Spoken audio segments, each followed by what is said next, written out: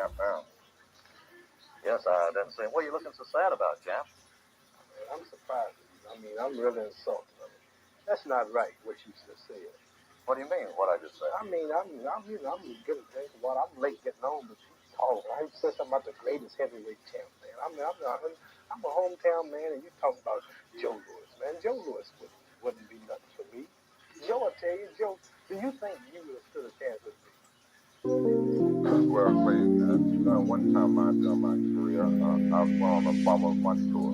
Bum of the month. I would have been a bum compared to you.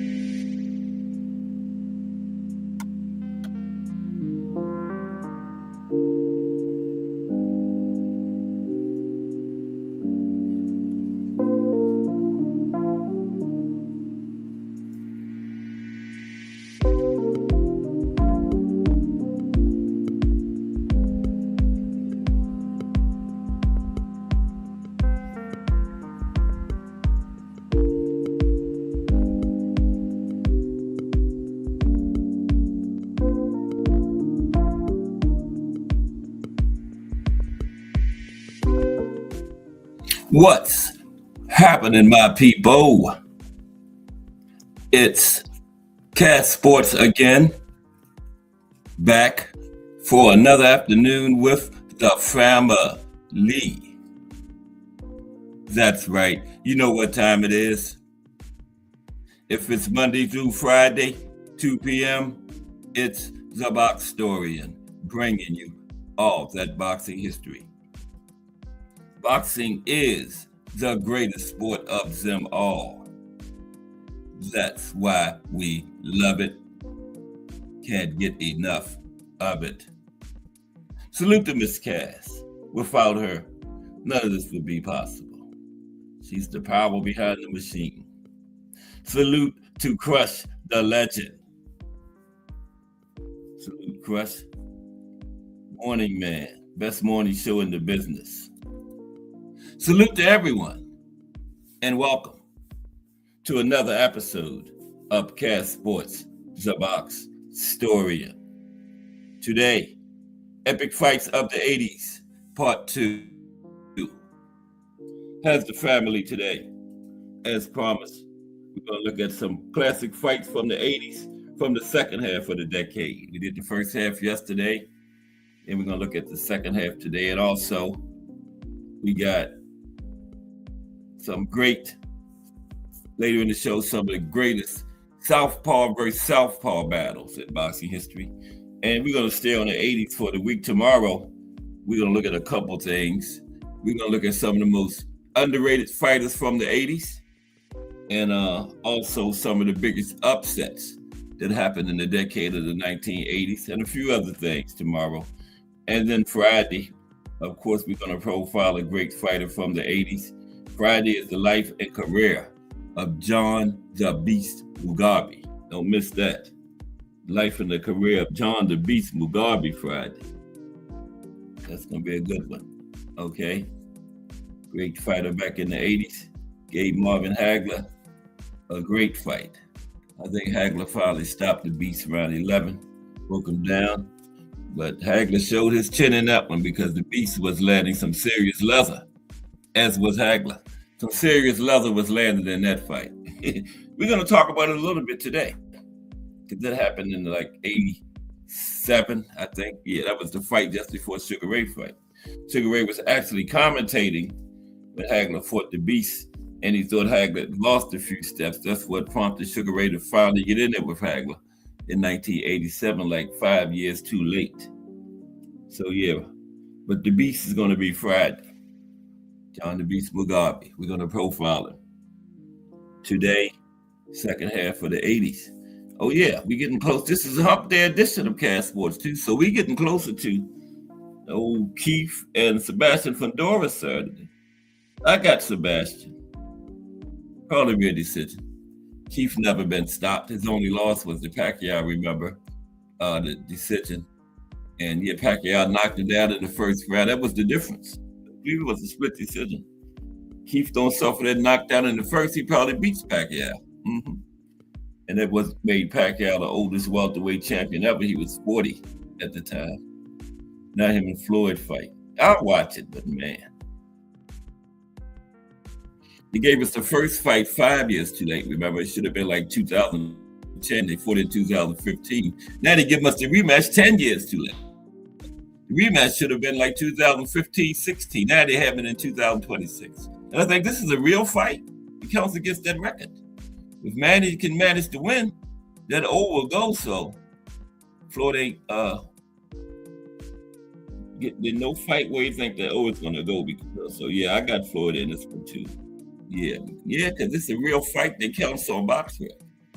So it's going to sell because all the people that always paid to see Floyd lose is going to pay to see if Manny can get it done this time. So that fight will sell big. Mm-hmm. Because that's why they made it a real fight. That's what I'm hearing. It's a real fight. Counts on boxing. So wow. And they both was almost 50. Yeah. But it's Floyd and Manny, so I'll watch it. But let's get ready to get into our fight of the day now. And then we're going to get into these epic fights of the 80s part 2, second half of the decade. Just briefly go over some of the great fights that happened. Like that one on the screen. That was in 89. That was a rematch between Sugar Ray Leonard and Tommy Hearns, which Hearns won, but they called it a draw. He dropped Sugar Ray twice. And that was all the way up at super middleweight. And the first fight was in 81, and nobody figured it would take 8 years to get that rematch. They worse than Floyd and Manny. Floyd and Manny took 10 years, and Sugar Ray Hearns took 9 years. And the first fight was at welterweight, and the rematch was way up at super middleweight. And yeah, they robbed the hitman in that one. Now, I don't throw around that word rob too much, but that was a robbery. A draw. Hitman dropped him twice, outboxed him. Outboxed Sugar Ray 2 times. Remember the first time Sugar Ray had that dramatic 14th round knockout, but the second time he didn't get no dramatic knockout, and Hearns won that fight, but they robbed him. Well, let's get to our fighters today. That was a real robbery, Sugar Ray Hearns 2. We're going to talk about it later as part of the epic fights of the 80s part 2, because it was in 89. One of the last fights of the decade. Mm-hmm. Yeah. Was it 89? We'll see. But let's get into the fight of the day. Okay. Without further ado, today's fight of the day.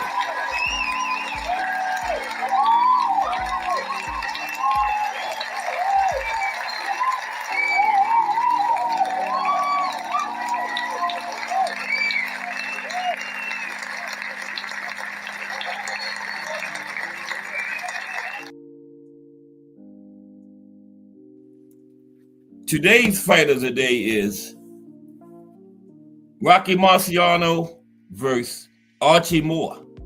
September 21st, 1955. The Rock and the Old Mongoose. Pretty good fight, too. Let's talk about that one. Fight of the day now. The Rocky Marciano versus Archie Moore fight was contested at Yankee Stadium in the Bronx, New York, in which undefeated champion Rocky Marciano defended his title against the reigning light heavyweight champion Archie Moore, ultimately winning by knockout in the 9th round to remain undefeated. Scheduled for 15 rounds, the contest drew a crowd of 61,574 spectators and generated a gross gate of nearly $950,000, marking it as one of the era's major boxing events, despite a one-day postponement due to Hurricane Ione. And almost $1 million gate, 1955. Well, yeah, that's very significant right there. Almost $1 million. 1955.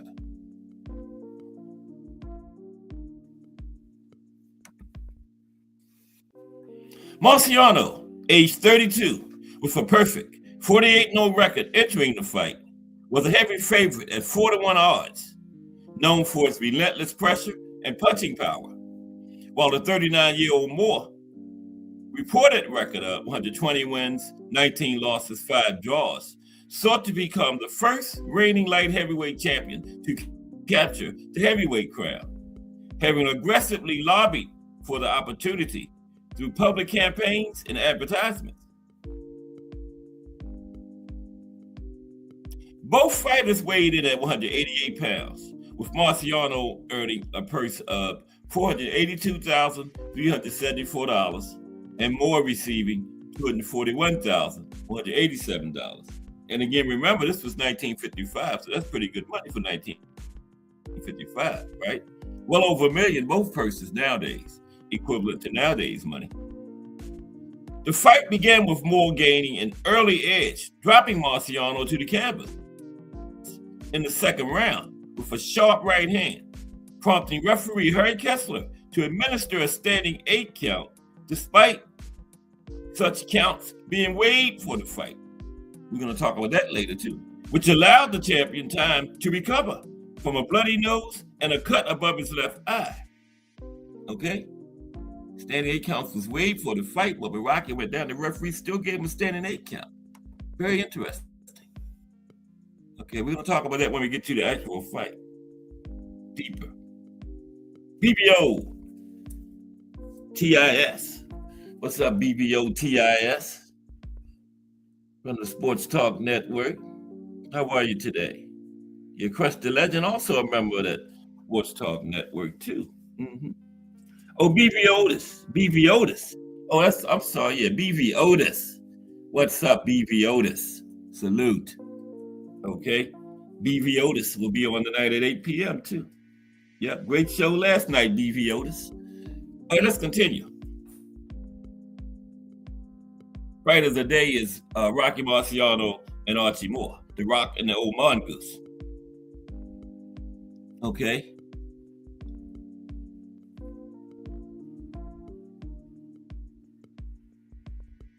And Marciano rallied dominantly from the 3rd round onward, flooring Moore twice in the 6th round, with one earlier instance ruled a slip, and again in the 8th before delivering a flurry of punches that sent Moore down again for the final time at 1 minute 19 seconds of the 9th round, resulting in a mandatory 8 count and the stoppage. I don't know what's wrong with this referee. The 8 count was waived for this fight, but he kept giving them. Now, this victory improved Marciano's record to 49-0 with 43 knockouts, prompting his immediate retirement as the only undefeated heavyweight champion in boxing history. While Moore, resilient at 41, his actual age was later confirmed to be 41, continued his career, but never secured the heavyweight title. He was still the light heavyweight champion, though. The fight underscored the generational clash between Marciano's forward aggression and Moore's defensive mastery, including his famed shoulder roll. And the fight remains celebrated for its dramatic knockdowns and high stakes in post-war American boxing. Okay, let's take a look at the two fighters now. First, The Rock. Okay, and before we get into the fight, let's take a quick look at the two fighters. Bruce Gas, Boxing Jazz, and Moore in the building. What's up, Bruce Gas? Salute. Rocky Marciano versus Archie Moore. Fighters of the day. 1955, too. The Rock and the Old Mongoose. We're taking a look at Rocky right now. Now, Rocky Marciano, born Rocco Francis Marchigiano, shortened it to Marciano, but his real actual name was Marchigiano. Born on September 1st, 1923 in Brockton, Massachusetts. He was an Italian-American boxer whose working-class roots in a shoe factory town shaped his gritty determination. Growing up as the son of immigrants from Italy, Rocky developed a passion for athletics early in his life, but it was his service in the United States Army during World War II that introduced him to organized sports, such as baseball and boxing. Upon his discharge from the Army in 1943, Rocky turned seriously to amateur boxing, compiling an impressive record that included Golden Gloves titles in New England before going pro in 1948. Now, Rocky had a short career just from 1948 to 1956. Yeah. Now, Marciano's pro career was marked by an unblemished 48-0 record with 42 knockouts, entering the fight against Moore in 1955.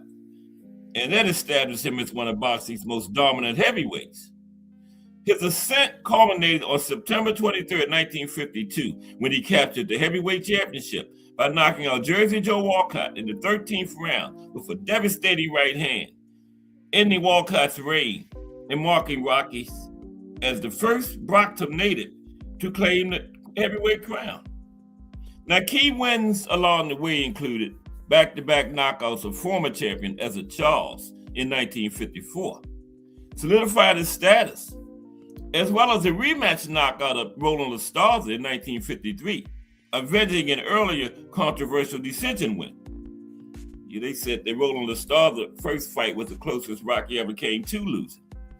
At 32 years old, entering the Moore fight, Rocky was in his physical prime, driven by a desire to prove his supremacy against seasoned challengers like the light heavyweight veteran Moore, viewing the fight as a critical test of his enduring power and resilience.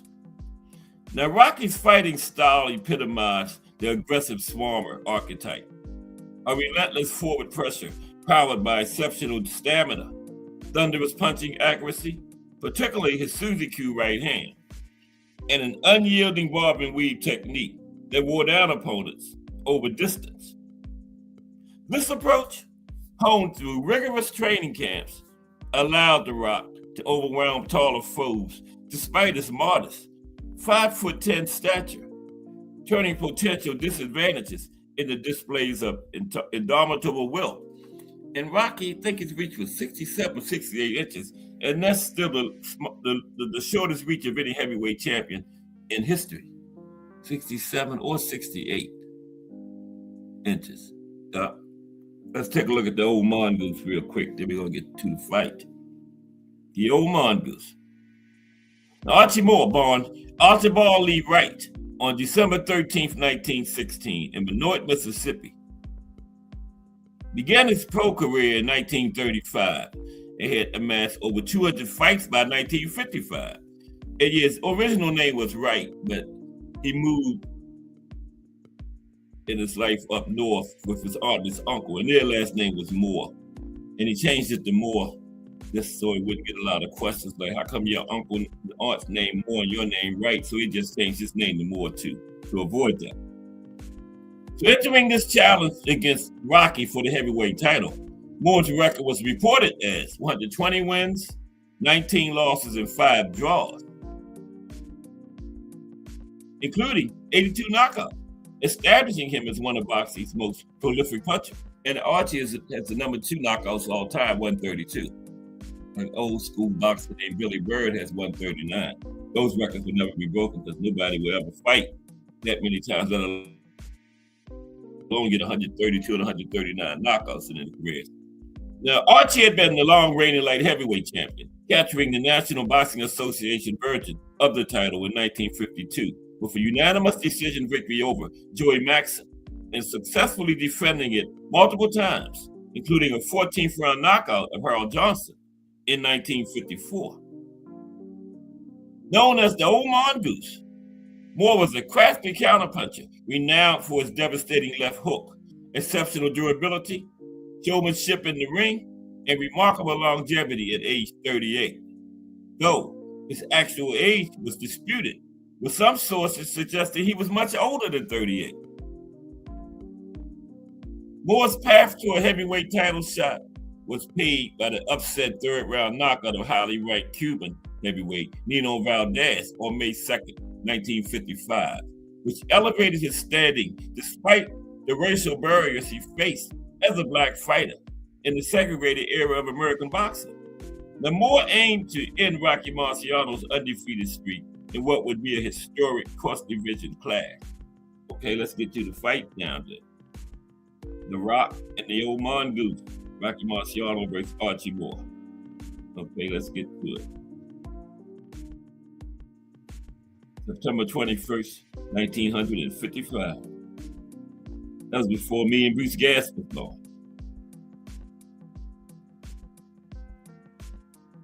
That was back there. Okay, the fight. Okay, let's talk about it.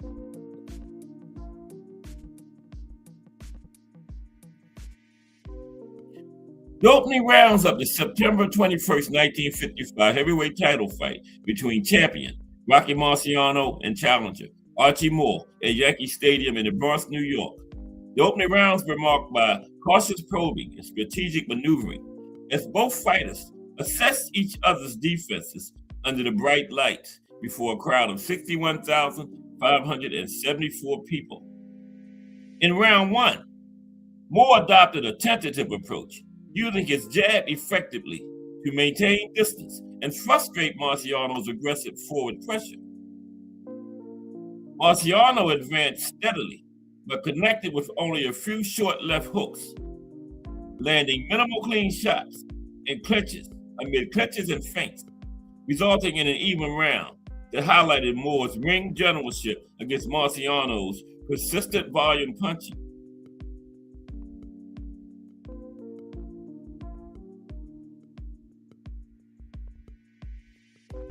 Round 2 and 3 saw Moore capitalize on counters, landing sharp left hooks and a pivotal right hand in the second that dropped Marciano, prompting referee Harry Kessler to administer an erroneous standing 8 count despite such counts being waived for the fight.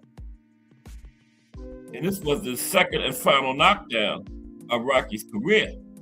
And this allowed The Rock time to recover from a bloody nose and a cut above his left eye. So the referee, the standing 8 count was waived for the fight, but he gave Rocky a standing 8 count after that knockdown. But he also gave Archie Moore one later in the fight, each got a standing 8 count, and the standing 8 count was waived for the fight. So what was this referee doing? So he wasn't cheating because he gave each one of them one erroneous. Harry Kessler, great referee too. I guess he just forgot. Salute Mike Rim in the building. Rocky Marciano, Archie Moore, fighters a day today. Okay? So yeah, the first few rounds were fairly even until Archie dropped The Rock in the second round. Second knockdown of Rocky's career and the last one. Okay? Now Rocky absorbed the punishment resiliently, responding with body work to sap Moore's energy and close the distance, gradually shifting the tactical tone as Moore's early momentum began to wane under sustained pressure.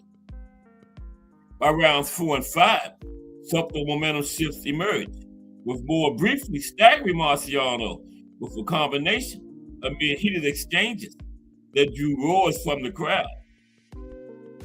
Referee Harry Kessler issued a warning to Marciano for hitting behind the head during clinch work, Yet, no knockdowns occurred as Marciano's high-volume punching continued to build fatigue on the older challenger, contrasting Moore's precise counterpunching with Marciano's relentless forward assault. Okay, the climax and the finish to the fight. Climax and finish to this one. Fight of the day. Rocky Marciano, Archie Moore.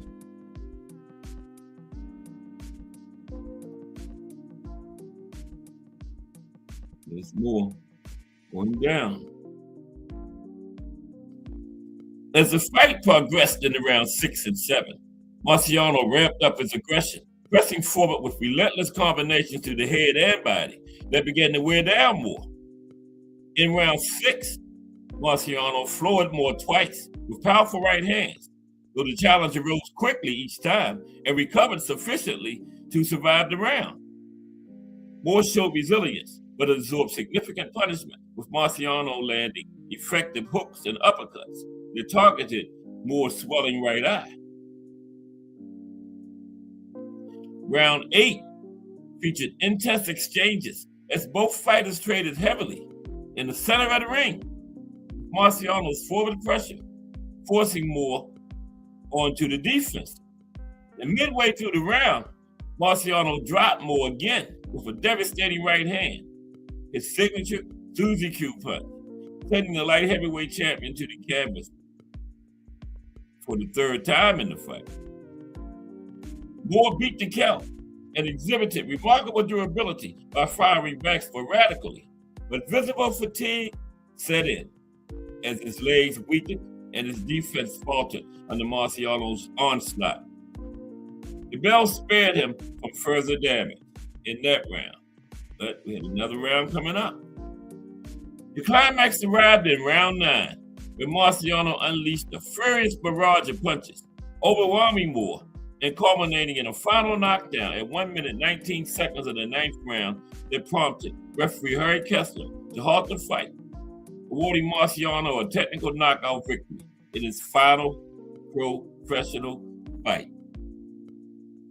In 49-0, his 43rd stoppage. The Rock.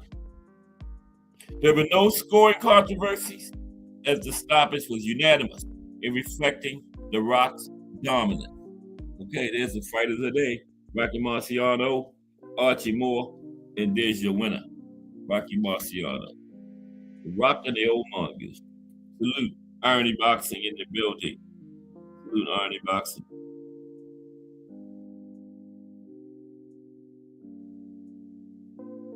Another great channel. Weekdays, 9 p.m. Calls fights on the weekends, wrestling, UFC, all of this. Irony Boxing, salute. Okay, so now we're going to finish up our epic fights of the 80s, part 2 today. Yep, part 2 today. And later in the show, if we run short, we got some great Southpaw versus Southpaw battle. And we're going to continue the 80s tomorrow with a couple of things. We're going to have some of the most underrated fighters of the 80s, and we're going to have some of the most controversial fights of the 80s also tomorrow, okay? But today, we're going to finish up our epic fight series. Just talking about some of the biggest controversies tomorrow and some of the biggest upsets of the 1980s tomorrow. And then Friday, we're going to profile an 80s fighter. Guess who it's going to be? The life and career, wait for it, John the Beast Mugabe Friday. Don't miss that one. I'm going to be here in the front row for that. The Beast Friday. John the Beast. Okay? So let's talk about some just briefly touching on these fights and just going to keep rolling right on to them. Epic Fights of the 80s Part 2. There's man, I don't even know who that is up there on the screen. But it's an epic fight from the 80s. We're going to get to that one too, eventually.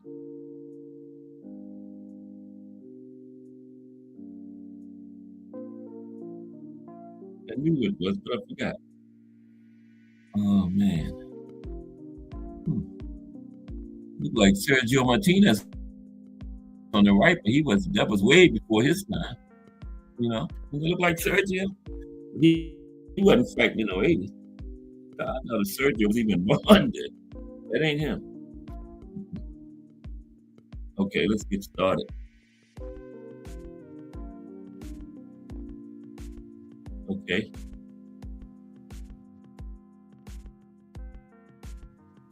How's everybody? Alrighty, boxing Mike Grimm, Rich Gas, BB Otis, and Crush the Legend, and Miss Cass. Salute to everybody. Figure out who they are. Anybody know who those two are up there on the screen? Forgot. Now, I know y'all haven't had a chance to look at all those fights we talked about yesterday.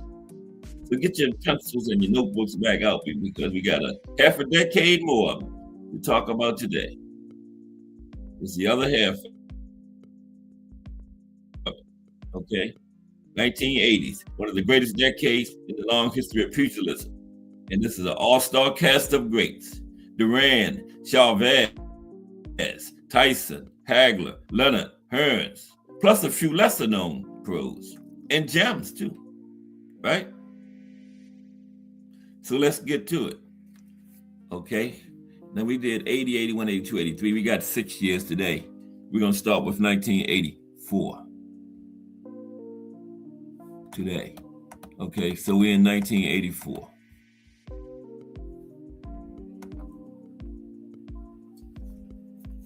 Okay. Jose Ramirez versus Edwin Rosario 2. That's Jose on the right, Edwin on the left. It's the second fight between these two greats. A ton of action was packed into this seesaw, San Juan scrap. A rematch of Rosario's close decision when the previous May. In his 93rd outing, Mexican veteran Ramirez utilized all his experience and grit to overcome 2 early knockdowns and pull off an improbable 4th round TKO. Okay, he had 3 knockdowns between them in 4 rounds. And it was Mexico versus Puerto Rico too. Mexico won that one. Ramirez from Mexico, Rosario from Puerto Rico. Yeah, Rosario had dropped Ramirez twice, and Ramirez came back to win it with knocked out in the 4th round. Okay. TKO. In 84.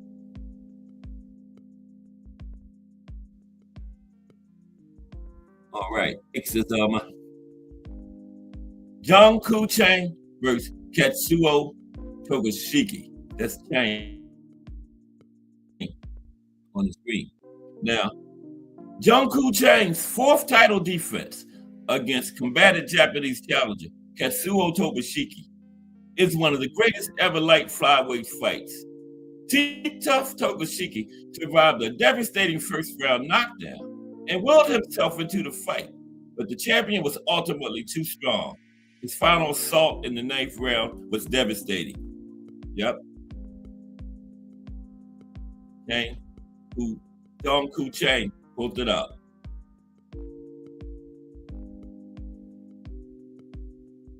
These two had 2 great battles. They both won the list too. This is the first one. Ray Boom Boom Mancini versus Livingstone Bramble. 1. This is 1. They had 2 great fights. This is 1. Okay, there we go. Define Arnery. Arnie. Chavez versus Jose Luis Ramirez. Yeah, that's right. All right. You'll see those Chavez. This one that looked like Ramirez. Thank you, Arnie. There you go. Yeah, that's Chavez on the right, and that's Jose Luis Ramirez on the left. Yeah. Yeah. Told you. My chat is full of boxing historians. That's what we attract over here, boxing historians. Appreciate you, Arnie Boxing. Told you, another great channel, 9 o'clock. Boxing history, all that. Okay. So now, Ray Boom Boom Mancini versus Livingstone Bramble, 1. This is 1 right here. Okay. All right. So it didn't matter how much swarming pressure Mancini put him under. Bramble just wouldn't budge. A close contender for Fight of the Year for 84. This one was Irresistible Force meets Immovable Object, with Iron Man Bramble stopping an exhausted Boom Boom after 14 rounds of continuous action. 14 rounds, okay? Just like nowadays, like Billy and Lester Martinez was. We got 14 rounds of it in that fight, but this one ended in a stoppage. Boom Boom finally ran out of gas, but they went at it for 14 rounds. And that was just the first time. They did it again. That's on the list too. Bramble and Mancini. Okay. Epic fights of the 80s. Juan Meza versus Jaime Garza. That's Meza right there, the winner. Or Meza. The Juan Meza's roll the dice shootout with Jaime Garza was a super bantamweight classic, boasting a combined 75 knockouts coming in. Okay, both of them, 75 knockouts. You knew this wasn't going to this. The pair went straight to work. Garza dropped Meza with a big left hook inside the first minute of the fight. Then Meza surged back and cleaned the champ's clock with the exact same punch near the belt that had dropped him to the first round, right? It was Ring Magazine's Round of the Year, okay? Yeah, Meza ended up winning that one, but it was a classic. Both of them had 75 knockouts coming in, and both went down in the first round. Exact same punch on each other.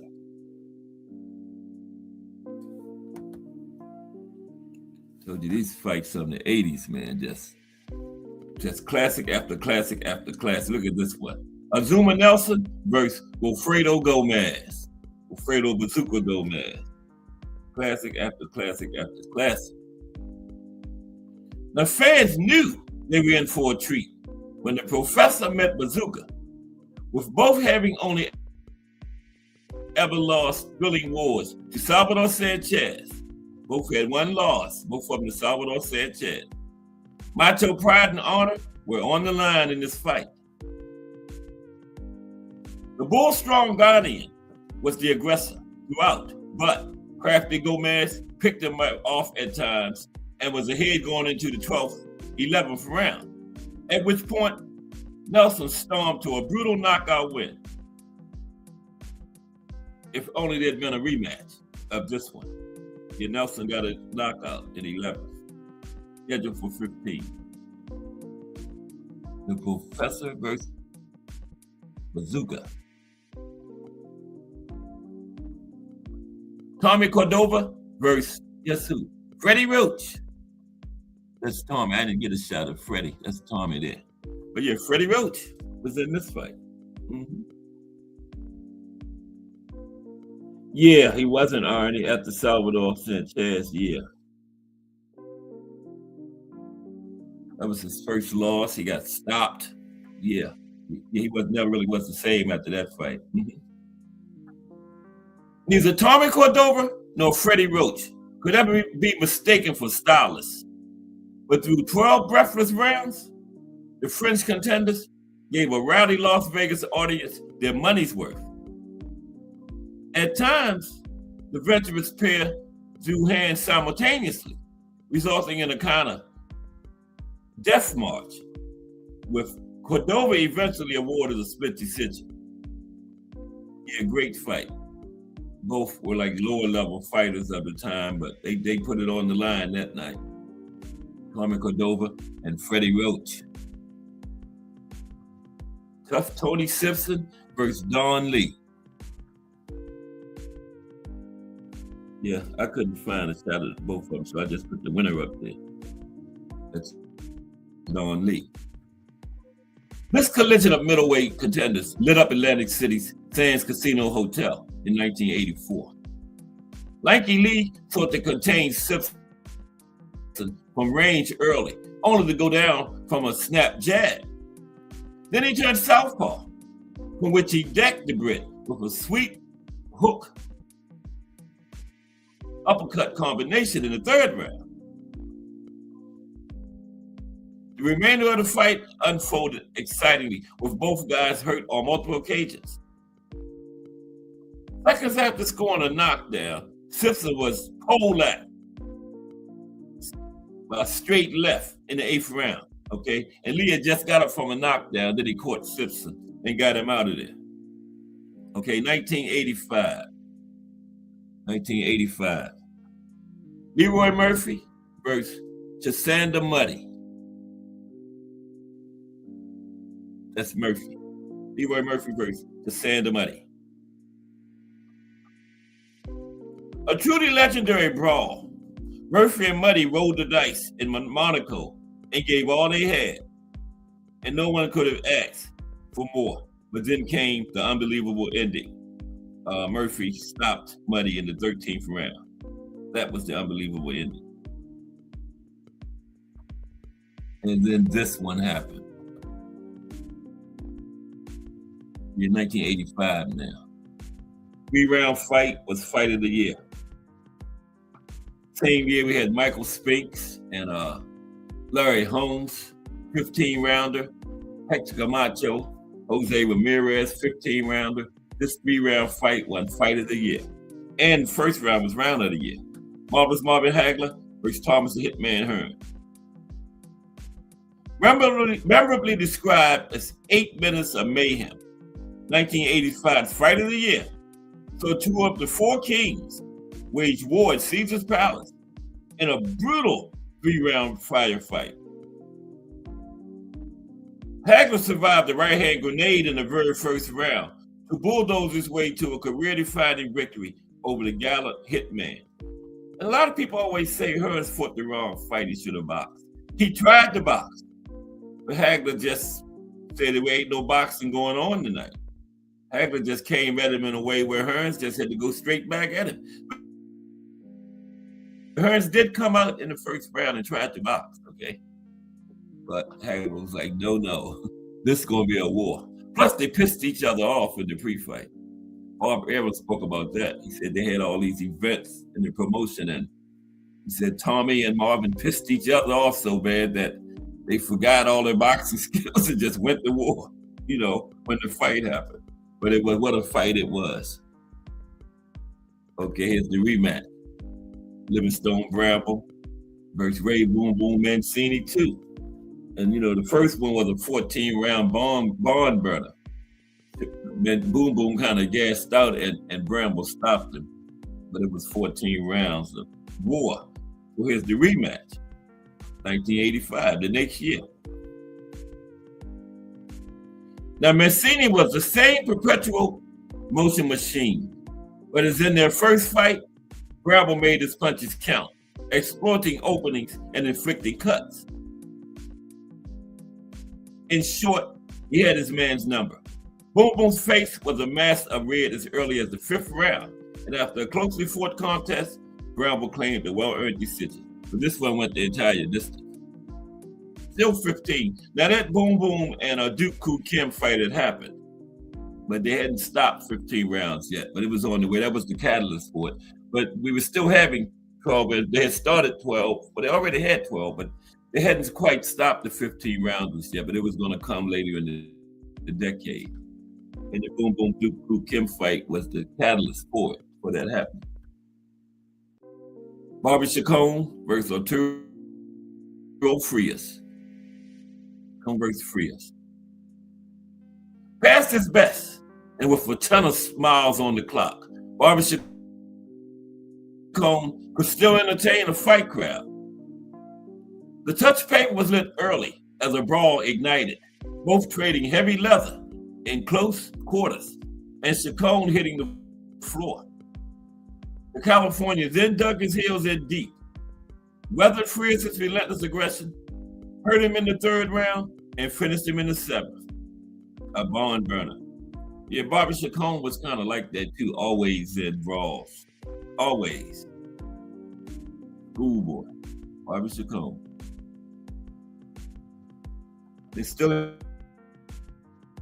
1985. Barry McGuigan versus Eusebio Pedraza. McGuigan on the right, Pedraza on the left. Barry McGuigan versus Eusebio Pedraza.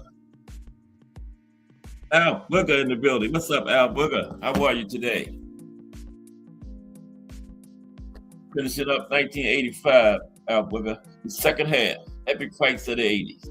And then later, finishing up, we got some Southpaw versus Southpaw battles coming up too. Okay. And Friday, Al Booger, the profile is the life and career of John the Beast Mugabe. John the Beast Friday. I'm looking forward to that one. I'm going to be on the front row. Barry McGuigan versus Eusebio Pedraza.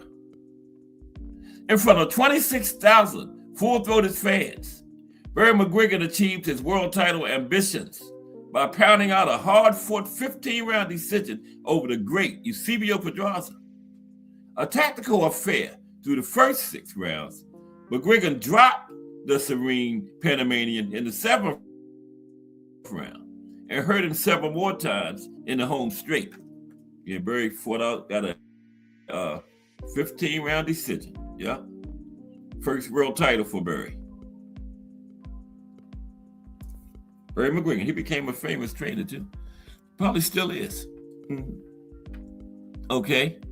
Now, 1986. We go to 1986. The first one is Julio Cesar Chavez versus Juan Laporte. There's Don King and that's Mauricio's father, Jose Suleiman. Don King on one side, Jose Suleiman on the other. Run, get out of there, JCC. Get out of there, Chavez. Get from between them two. Look, one got each arm. You might pull him apart. Get out of there. Don King on one side, Jose Suleiman on the other. Run, JCC. Julio Cesar Chavez versus Juan Laporte. The fight fans at Madison Square Garden saw Chavez tested like never before, as Laporte gave the Mexican one of his toughest fights, even shaking the Iron Jaw champion on more than one occasion, and taking Chavez to 12-round limit. Yeah, they was having 12 rounders and 15, but the 15s was about to come to the end. I believe we got this fight in here. Okay, Barry McGuigan again. This time, Steve Cruz versus Barry McGuigan. Steve Cruz versus Barry. That's Steve on the left, Barry on the right. Great fight, too. Great fight. Yep, Cruz versus McGuigan. We in 1986. Barry McGuigan fought to keep his title at all costs, but in the sweltering desert heat, the Clone Cyclone lost a soul-bearing encounter with unfancy Texan Steve Cruz. Now both men hit the floor as they pushed each other to the limit, with Cruz's ferocious final round attack, including 2 knockdowns, overturning the champ's points edge. Yep, Cruz pulled it out, coming to the last round behind. 2 knockdowns in the last round. Talk about clutch to pull it out. Wow. All right. Marvin Johnson versus John Marie Amabi. John Marie Amabi. Marvin was one of those great light heavyweights we talked about Monday, remember? One of those great light heavyweights of the 80s. Yeah, Marvin Johnson. Yeah, that's Marvin right there. Now, Marvin Johnson was a 3-time world champion at 175 pounds, but this proved to be the first occasion he successfully defended, as he stopped Amabi by TKO in round 13 after a hectic and bruising battle. First time he ever made a successful defense. So he was a 3-time champion, but he was losing them early in his reigns, like the first defense. But this time he finally had a successful defense. Marvin Johnson. Real deal time now. And they fought twice. Okay. He ran the Holyfield versus Dwight Muhammad Quawi. Won. Holyfield said he started to have his corner throw the towel, and this fight was so tough. against Kwawi. And this is the best cruiserweight fight in history, okay? It's so a 23-year-old Evander Holyfield overcomes the Captain Buzzsaw to capture his maiden world championship. Holyfield Kwawi won was a pulsating 15-rounder fought exclusively in the pressure cooker, with the challenger having to box and brawl against a stocky opponent who returned very crisp combinations with interest.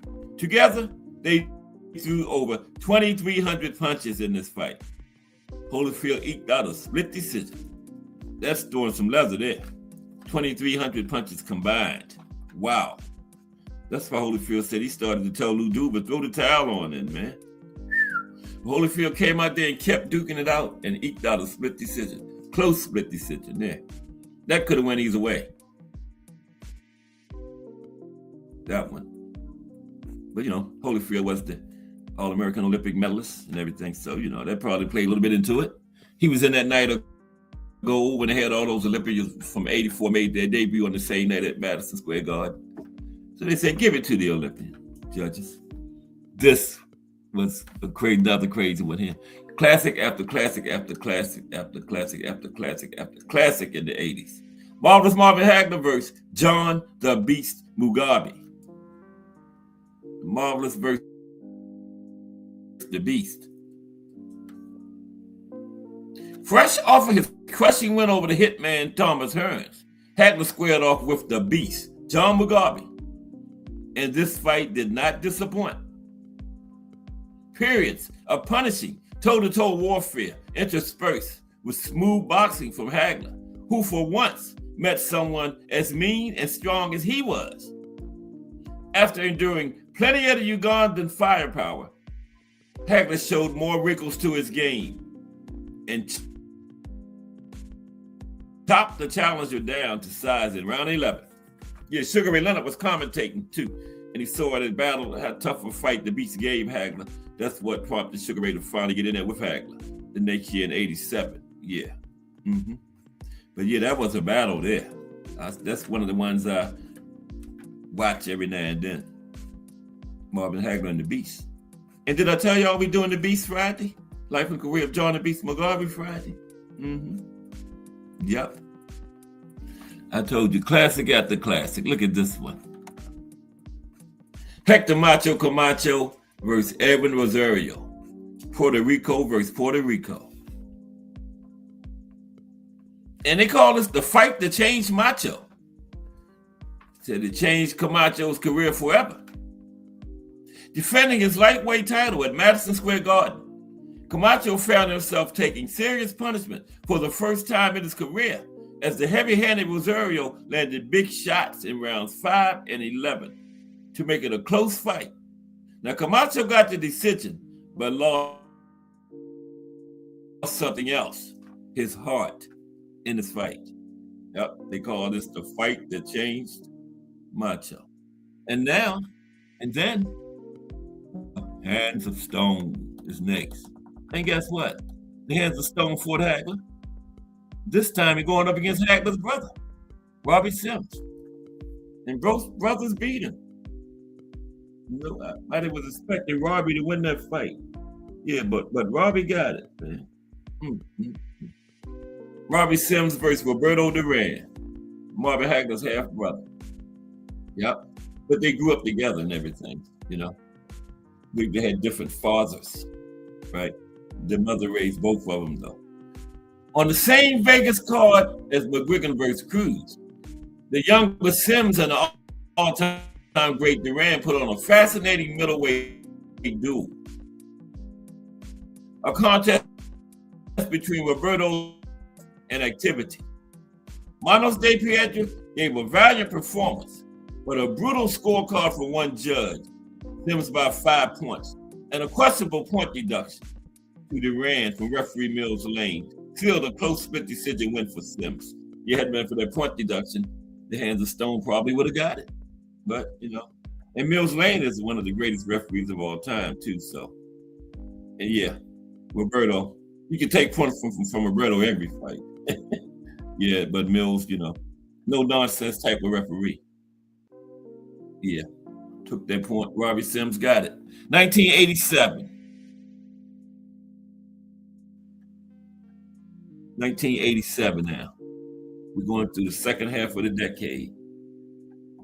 Starting on 1987.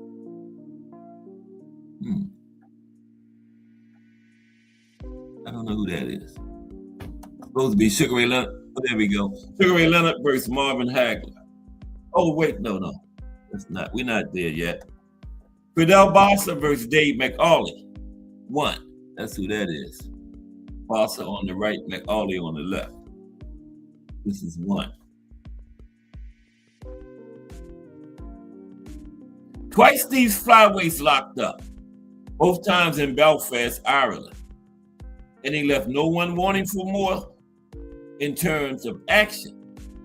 In their first clash, Bossa prevailed by TKO in round 13. Okay, then Sugar Ray Leonard and Marvin Hagler. What's next? Leonard Hagler got out there and never fought again after that, too. Marvelous Marvin versus Sugar Ray was more like a what-if fantasy fight, destined to be debated for generations. While the illustrious pair didn't meet in their primes, the clash nonetheless delivered fireworks and a boatload of revenue as Matador Leonard's flash and flare to him emerged with a hotly contested split decision win. And one judge had it 118-110. And another story is it was a split decision for Sugar Ray, and one judge was vetoed by Hagler and his team, one judge. So they replaced that judge. And that judge scored the fight at home, and guess who he gave it to? Hagler. Now, he might have been just saying that because they vetoed him, but isn't that something? He said he scored the fight at home and gave it to Hagler. So if they would have kept him, maybe Hagler wins, you know? But that judge might have been just saying that out of spite because they vetoed him. And just saying, well, I would have gave it to you, Hagler. But anyway, yeah. Never had the rematch, though, because they should have had the first fight like 82, 83 when Sugar Ray gave that press conference in Baltimore, right? And Claude Hagler came all the way from Massachusetts, and Sugar Ray announced his retirement. That's why Hagler never really liked him. Hagler was like, I could have watched this on TV. I didn't have to come all the way. Hagler thought Sugar Ray was going to announce the fight between them. And then 4 years later, they finally had it. And then in 1990, after Hagler had been retired for like 3 years, Sugar Ray had 3 or 4 fights. Then he wanted to have a rematch. They was at some kind of dinner in Vegas, and Bob Arum said Sugar Ray told him to, Sugar Ray and Hagler were both there. And Bob Arum said Sugar Ray sent him over there to ask Hagler about a rematch. And Hagler pretty much told Bob Arum to go back and tell him, go to hell. You know, when Hagler retired, he was retired. They say he stayed around almost a year trying to get the rematch. Sugar Ray had retired. And then they say after Hagler retired and gave up, a month later, Sugar Ray came out of retirement. Quack, quack. Mm-hmm. Could have waited 2 months. He said the coast is clear and came back a month after Hagler retired. Looks like a duck, walks like a duck, talks like a duck. It's a duck, right? Okay. Matthew Hilton versus Buster Drake. Matthew was one of the fighting Hilton brothers, like 4 or 5 of them. Yeah. Yeah, Arnie, everybody knows Hagler won that. Yeah. That's why he got out and never came back. Sugar Ray didn't want that rematch neither. He wouldn't get back in there with Hagler until Hagler had been retired for 3 years and he's constantly fighting. Now he want to get back in there. Hagler told Bob Arum, go back and tell that nut, get a life. Yeah. Bob Arum told the story much better than I did, but yeah, I heard him tell it one time on some kind of interview he was doing. He said, and Marvin pretty much told me to tell him to get a life. Okay, but Matthew Hilton versus Buster Drake. Now, Jim Lantley said it best doing commentary. You will seldom see a more spectacular demonstration of sheer courage. and competitiveness on the part of two boxers. Matthew Hilton's grueling victory over veteran Buster Drayton is how all world titles should be won, with maximum effort expended against a redoubtable foe who just keeps coming. This was a good one here too. Mark Breland and Marlon Starling. Mark Breland and Marlon Starling. That ain't Starling, but that ain't Breland, but that's Starling on the right. Yeah. That's not Mark Breland, but that's Marlon Starling on the right. This was the first fight between them two. They had two fights. This was the first one. Okay. So Marlon Stallings comes from behind win over welterweight champion and Olympic gold medalist Mark Breland was memorable for all the right reasons. Okay. You had two excellent fighters in their prime did battle that night. And despite boxing intelligently for 11 rounds, Breland was unable to stop Stallings' brutal final onslaught. Yes, Starling came out the winner. And the Hitman and Juan Rodon. Yeah, Juan Rodon was a tough middleweight. I think he was Argentinian, I believe. But he was a tough middleweight, wherever he was from. I think it was Argentina, Juan Rodon. Yeah, somewhere in South America. He was tough. Juan Rodon had already proven his mettle against Marvin Hagler. And he brought the heat to the Motor City Cobra when they met in 1987. We're in 87 now, too, by the way. He brought the heat to the Hitman when they met in 1987. But despite landing some big shots and having Hearns seriously hurt in the opening round, the free-swinging brawler was felled multiple times before being taken out in round 4. And the win made Hearns the first in boxing history to win titles in 4 weight divisions. And he was the first in 5, too. Sugar Ray was the second.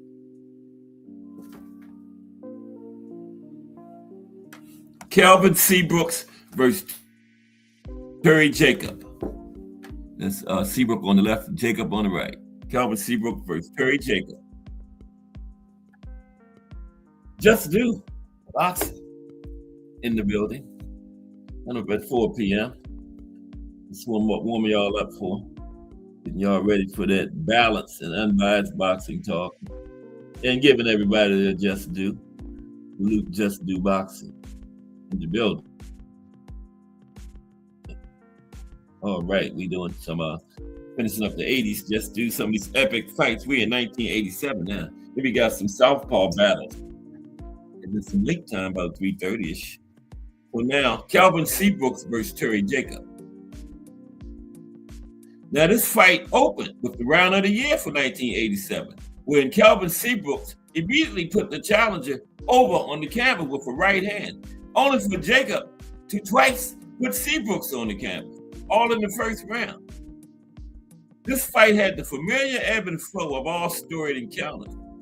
Seabrooks overcame yet another knockdown in the 6th round, eventually winning after Jacobs was stopped on a cut after 9 rounds.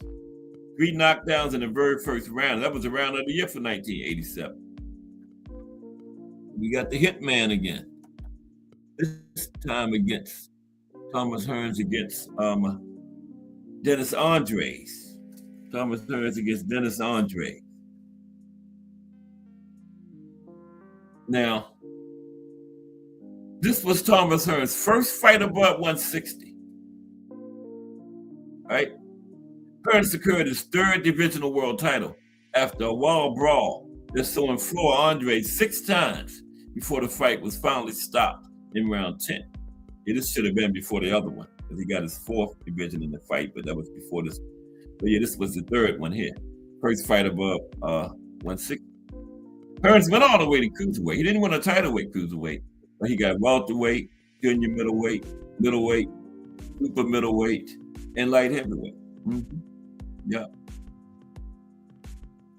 Thomas Hearns, 5-division champion.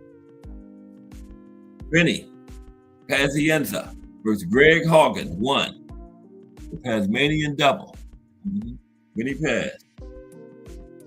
Benny Paz was in an accident and broke his neck and came back to boxing after that. Tough man right there, boy. Tough man. Now, Hogan had a title belt while Pazienza had the funny nickname and a sizable fan following.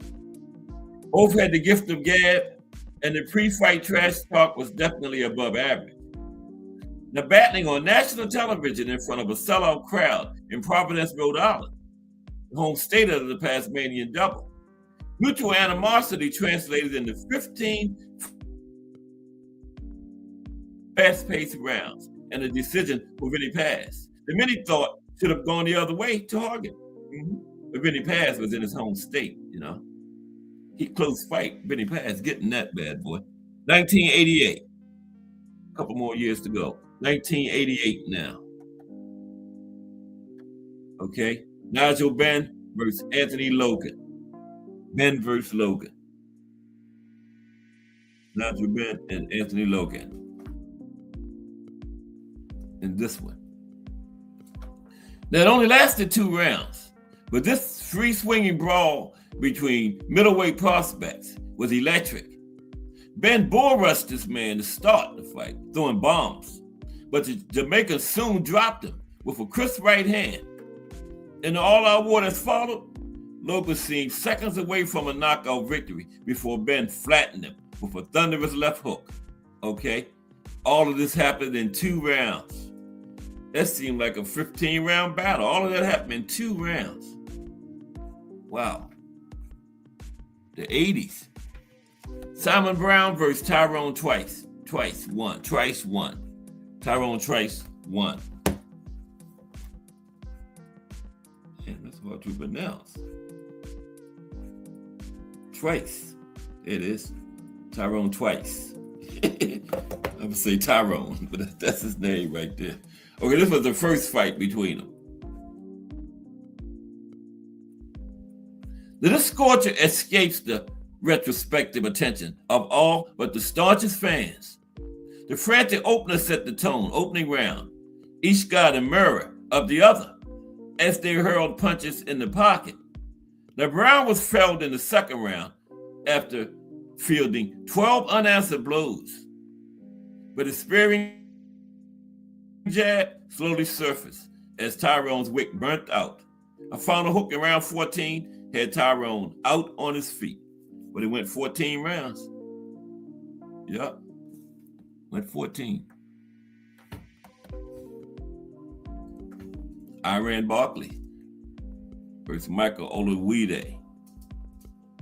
Now, the stakes were high in this one, as both the blade and the silk were on the cusp of a title shot at 160 pounds, a fact reflected in the fight itself, which was fast and furious, both men throwing and both men catching, with Michael down in the second round and Barkley on the deck in the fourth round. The winner gets the title shot. But a prolonged defensive spell on Michael's part inspired the referee Arthur Mercante Jr. to step in rather hastily, many thought, and award the fight to Barkley. Now, Arthur Mercante Jr., Sr. and Jr. refereed, and how can the father be such a good legendary referee and the son be so trash? Mercante Sr. was one of the best referees of all time. Mercante Jr. was one of the worst. He should have went into another job field.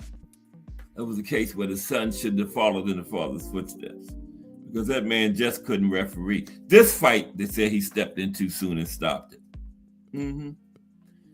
Mercante Sr., one of the best of all time. Mercante Jr., one of the worst of all time as far as referees. Crazy. Tony the Tiger Lopez versus Rocky Lockridge. And there's Tony the Tiger right there. Now, California was a hotbed of terrific fights in the 80s.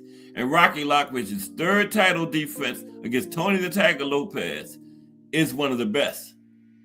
Though the combatants were very well matched, Lopez's movement gave him a slight edge in a gripping fight.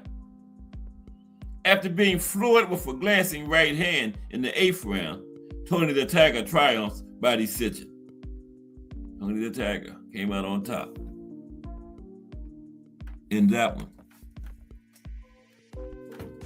Daniel Zaragoza versus Sang-Hoon Lee. Zaragoza on the right.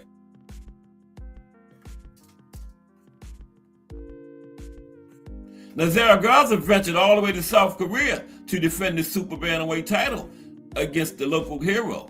And while the split draw was a bit of home-style cooking, what really matters is that both men left it all in the ring in non-stop, high-intensity action. But at least Zaragoza left there with his title, okay? They said Lee got some home cooking in South Korea, but fortunately, Zaragoza did leap there with his title. And finally, 1989, we right on time. We're going to get these Southpaw versus Southpaw brawls in and then some late time. And now, again, the Hands of Stone. Roberto Duran. Roberto Duran versus Iran Barkley. This was almost 2 decades after the Hands of Stone won his first fight title by dethroning Ken Buchanan for the lightweight championship. 37 years old, he tamed middleweight champion Iran Barkley in a riveting 12-round fight, punctuating an inside fighting masterclass with a knockdown in round 11 by Duran.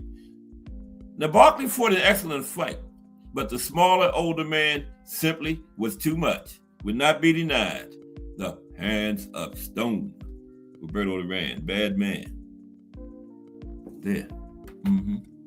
Most dominant fighter of the 1970s. It was the golden age of the heavyweights, but the most dominant of the decade was a lightweight. The Hands of Stone. Roberto Duran. Okay, let's finish this up. Let me stop. Mike Tyson versus Frank Bruno. Here you go. Mike Tyson versus Frank Bruno. All expected another perfunctory Mike Tyson knockout, but instead, Britain's Frank Bruno shook Iron Mike in the very first round, and this forced him into a fun heavyweight rumble before finally succumbing in round 5. But yeah, Frank, he showed out a little. But yeah, Mike got him in round 5. But everybody was expecting one of them 30-second Mike Tyson knockout fight. Or 91 seconds. But Frank went 5 rounds with him. Yep. Daniel Zaragoza again versus Paul Bank. First fight between them. Zaragoza on the right. Another great page from the Inglewood Forum scrapbook. In a battle of southpaws, champion Zaragoza struggled to discourage free-swinging Bank, despite throwing a ton of leather just to keep him honest. Bank heavily dropped Zaragoza in the 9th, only for the badly bleeding Mexican to sweep the late rounds and earn a split decision. Yeah, Zaragoza was one of those tough guys, man. We had to almost kill him, like a Joe Frazier or a Gaddy or Matthew Saad Muhammad. We almost had to kill him to keep him down. That's him on the right. Look at him. He looked like that type of fighter. Okay. Evander Holyfield versus Michael Dokes. Holyfield Dokes. Holyfield had went on up to heavyweight by this time. Yep. Now, was Holyfield a pretend heavyweight or the division's heir apparent? This action-packed gut check against ex-champion Michael Dokes suggested the latter. He was the real deal. Though, this suggested the latter. So many reserved judgment. The Ring magazine later called it the best heavyweight battle of the decade. This fight between Holyfield and Dokes. He was the real thing. The real deal was the real thing in heavyweight. Smallest, but he was a tough, gutsy fighter. Him and Lou Duva would have a perfectly worked out game plan. They didn't work on for weeks. Holyfield get hit hard, the game plan going. Holyfield ready to rumble. Yep. Little dude was saying, what are you doing? Holyfield rumbling. Jeff Harding versus Dennis Andres won. They had a trilogy, great trilogy between these two. Harding Andres won. As with many trilogies, Harding versus Andres won set a standard its sequels just couldn't surpass. Andres commenced his title defense in style, dominating center ring and meting out punishment. But a bloodied Harding absorbed the pressure as momentum gradually swung his way. An 11th round was a barnstormer, and Harding's rousing final round assault saw him snatch victory from the jaws of defeat. Yeah, by this time, 15 rounders were gone. Yeah, those championship fights were all 12 rounds by then. And this was a robbery. I don't say robbery too much, but this was a robbery here. This was a robbery. Sugar Ray Leonard versus Thomas Hearns 2. The 8 years from the first clash. 8 years. Everybody thought we was going to get an immediate rematch in 81 or at least by 82. It took them 8 years to make the rematch, and the rematch was way up at like super middleweight somewhere. Now, Leonard and Hearns remained two of the best fighters in any division, and they delivered the goods in their rematch, each staggering the other, and Hearns scoring 2 knockdowns before the judges contrived to call it a draw. A draw. Biggest robbery of the decade right there. Azuma Nelson versus Jim McDonald. Nelson versus McDonald. Coming off a huge win over Barry McGuigan, McDonald showed nothing but guts and fitness in his struggle against the more experienced and savvy Azuma Nelson, and gave fans a terrific fight, but the professor stopped him in the final round, round 12. Yeah, the 15 rounders were history. And it started with Boom Boom and Dooku Kim, that fight, but it took almost the entire decade before they stopped them, but they did. And it happened on national TV when Dooku Kim, the fight, he died in the hospital, but yeah, that was on national TV, that fight. Should have been, nowadays it would have been stopped way before, but you know, that wasn't nowadays. Finally, Michael Watson versus Nigel Benn. Two of those the British invasion was starting around that time. Michael Watson, Nigel Benn, Chris Eubanks Sr. Yeah, they called it the British invasion. Now, probably the best all-British fight of the 80s, and certainly one of the greatest ever. For 6 rounds, the Dark Destroyer brought hell, fire, and brimstone to tidy boxer Watson. Watson was flailing away as the force tucked. Ben was flailing away as the force tucked up, counter smartly and bided his time. Then Watson knocked out his tormentor with a stiff jab. Genius. Yeah, Watson ended up getting Ben out of there. Yup. Now I got some great Southpaw versus Southpaw battles now. Okay, we're gonna look at a few of them. We're gonna get a little link time today. Tomorrow I got some more 80s boxing. We got some of the most underrated fighters of the 80s. Okay, fighters you don't normally hear about, but were great fighters back then. And then we got some of the biggest controversies in the 80s, and we got some of the biggest upsets of the 1980s. All that's tomorrow. And then Friday we got a great 80s fighter. The life and career of John the Beast Mugabe. I told y'all I'm going to be on the front row for that. The Beast. The Beast. Mm-hmm. That man could punch. He's the Beast. We're going to talk about the Beast Friday, though. Don't miss it.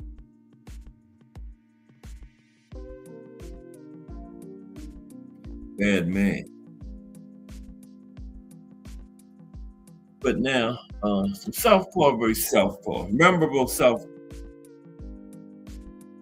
southpaw versus southpaw fight.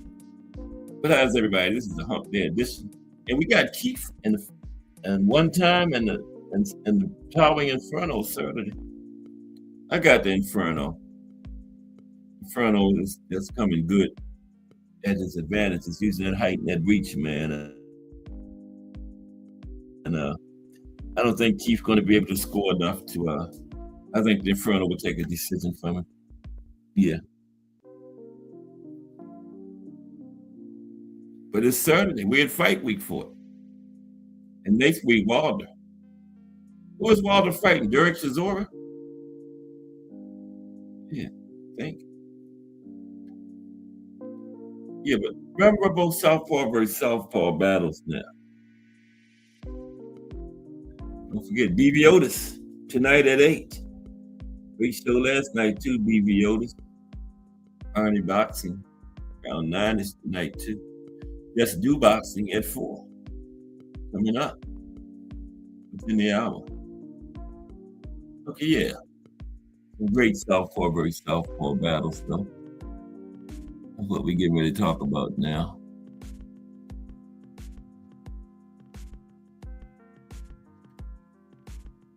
Who is that? Did I miss one? Okay. Now, there was a time when all southpaw fights were a rarity. There was, unbelievably, even a feeling that a fight between two left-handers wouldn't be very exciting to watch. Two southpaws don't make a fight was a saying in British boxing back in the 1950s. But times change, perceptions change. We've seen many thrilling fights between southpaws over the years.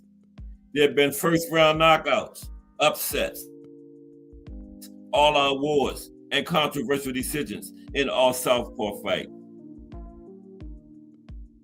Okay, let's look at some of them. Let's look at some of them. Of course, Marvin Hagler versus Alan Minter. Oh, wait a minute. I already had them. That's Hagler and Minter right there. That's when Hagler won his first title. Okay. This was September 27th, 1980. Third round TKO by the Marvelous One. Still talking fight.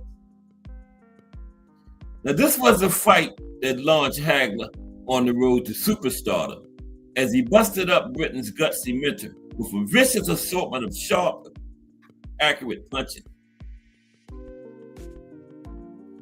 But what should have been a shining moment for the new champion was marred and overshadowed by the crowd's ugly reaction in his victory. Bottles, cans, and assorted debris came flying into the ring. And this was on TV live. Who's guys saw it? All that stuff came flying into the ring. There had never been worse scenes of a boxing ring in my 25-year experience, Frank McGee reported in the Daily Mirror. The British press was unanimous in its praise for the fighting prowess Hagler displayed, but with McGee reporting, he was in awe of the damage Hagler inflicted in fewer than 3 completed rounds. They was mad at Hagler, they was mad at Minter for getting beat like that, and man, they just, police had to cover Hagler up in the ring. It was crazy. Them people was mad, man. Hagler came over there and not only took their man's title, just beat him in 3 rounds, made him quit. Cut him up, made him quit. Man, I saw all kinds of stuff. I thought I saw chairs going up in that ring. It was crazy. Oh, okay. I was trying to scroll up, but I'm at the top. Okay. We're looking at some southpaw versus southpaw battles. How about this one? Jose Luis Ramirez versus Pernell Whitaker. This was in Paris, March 12, 1988. This was the first robbery. Sweet Pea, the most robbed man in history. Ramirez got a 12-round decision over Sweet Pea in this fight that he didn't deserve. Now, the decision that allowed Ramirez to keep his WBC lightweight title in the Paris suburb of Levallois, was one of the most controversial in boxing history.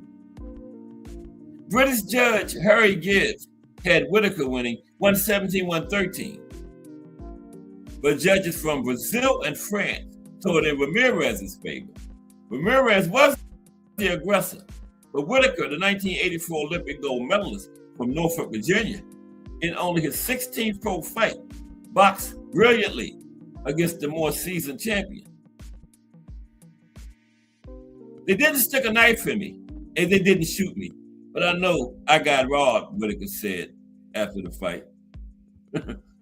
Yeah, that was terrible, man.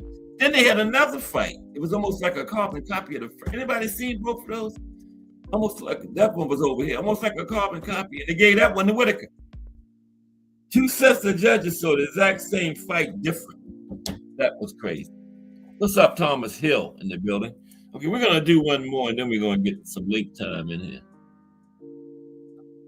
Okay, we just looking at some southpaw versus southpaw battles. But look at those Whitaker, Ramirez, those two fights, and figure out if you can see how two sets of judges see that fight differently. One set of judges gave it to Ramirez, one gave it to Whitaker. It was crazy. Okay, let's do Josh Taylor and Regis Prograis, southpaw versus southpaw battles, and then we're going to move on to the link. Here's Josh Taylor and Regis. I'm glad old school ain't got to hear this. Regis, this is man, old school from Louisiana. Okay, Josh Taylor got a 12-round decision over Regis at the O2 Arena in London, October 26, 2019. Now, Taylor versus Prograis pitted two undefeated champions against each other, and Scotland's Taylor prevailed on a majority decision after an outstanding battle of will and skill. Now, Regis got off to a fast start, but Taylor came on strongly, jabbing with authority and landing sharp shots.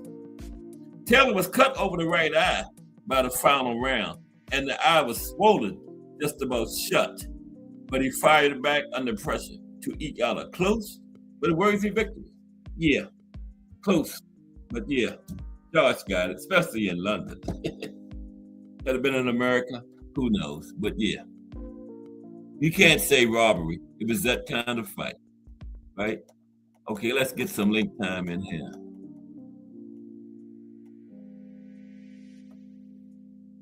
Got both of my two main link people in here. Hill and Define Arnie. Boxing Arnie, my bad.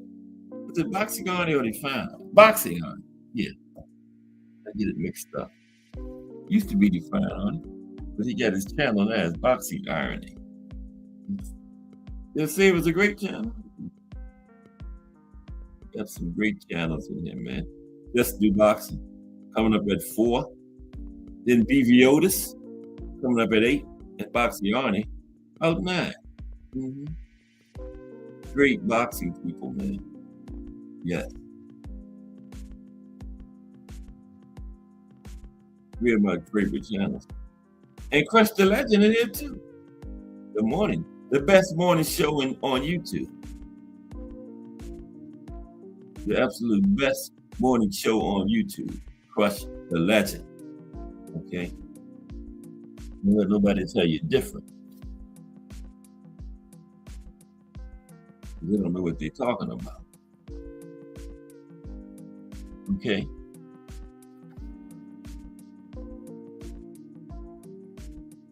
They don't know what they're talking about. Press the Legend? The realest man on YouTube. Press to keep us all on our toes. You better go in there on your P's and Q's too. Because Crust will get you. Mm-hmm. Okay, let's get some link time. Everybody is welcome to hit the link. Everybody. It's encouraged to hit it.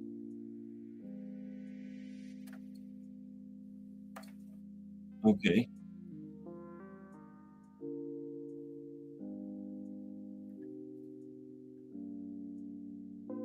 There it is.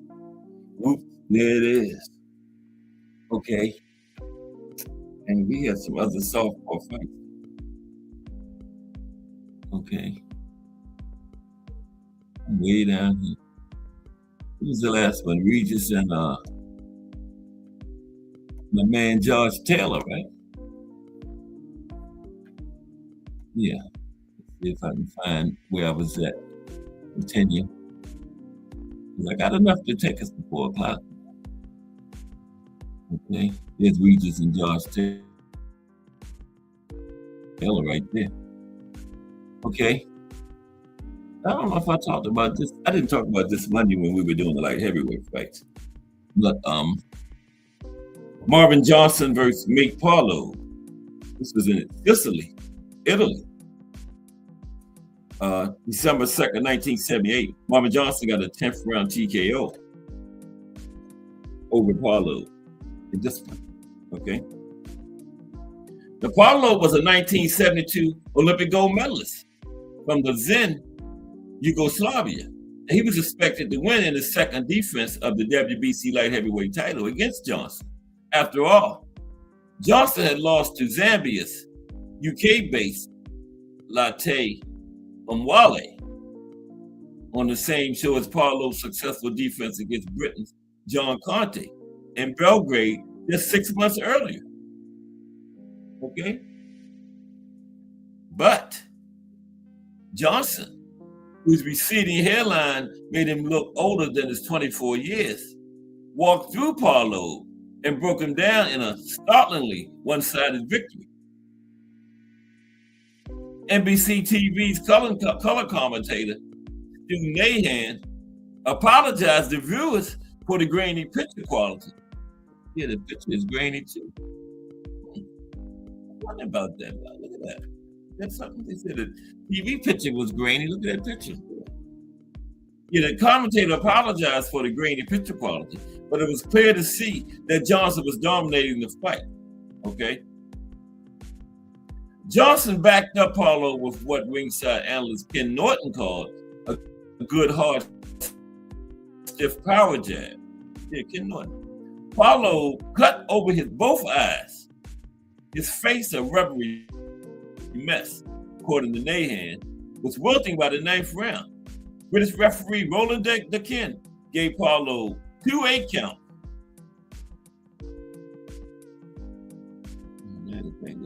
Bear with me for a moment, please.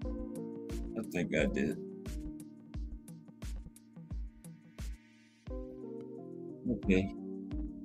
We'll be back in a moment. Equipment malfunction.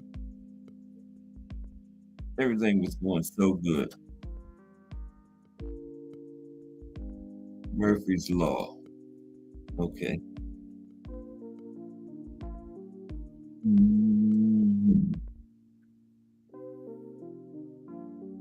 Okay.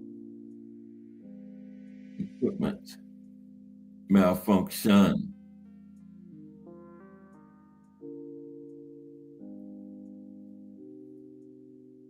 I don't know, I just hum for the rest of the show. Come on, man.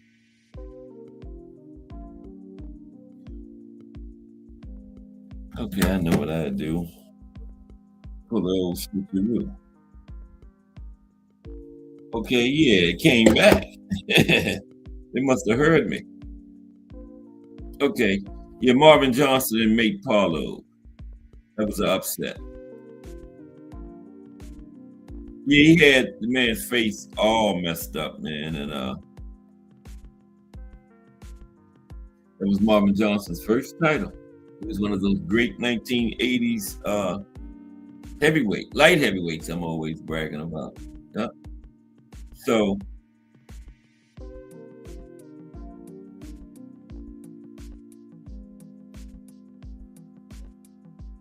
yeah, Ken Norton said he had a good, hard, stiff power jab, right? And Parlow was wilting by the 9th round. And Roland Deakin gave him 2 standing 8 counts in the 10th round when he went down. First on one glove, then on both gloves. And then after the second standing 8 count, the referee must have decided he didn't look too good, so he waved the fight off. And the winner was Marvin Johnson. He's also Southpaw battle. It's a great Southpaw here.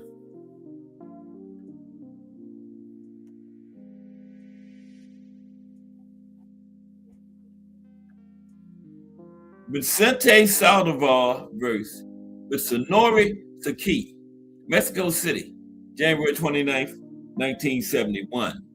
And Saldivar won by a 7th round TKO in this one. Now, Saki had given Saldivar all he could handle just 5 months earlier, which earned him a second crack at the Mexicans' WBC and WBA featherweight titles. But this time, Saldivar was much too strong. A left hand sent the Japanese fighter reeling back into a corner turnbuckle before falling forward to the canvas in the 7th round. And although Saki dragged himself back to his feet, he was overwhelmed after he got the standing 8 count, and then the referee stopped it. This was a good one. Southpaw versus Southpaw battles. Better picture too. Okay.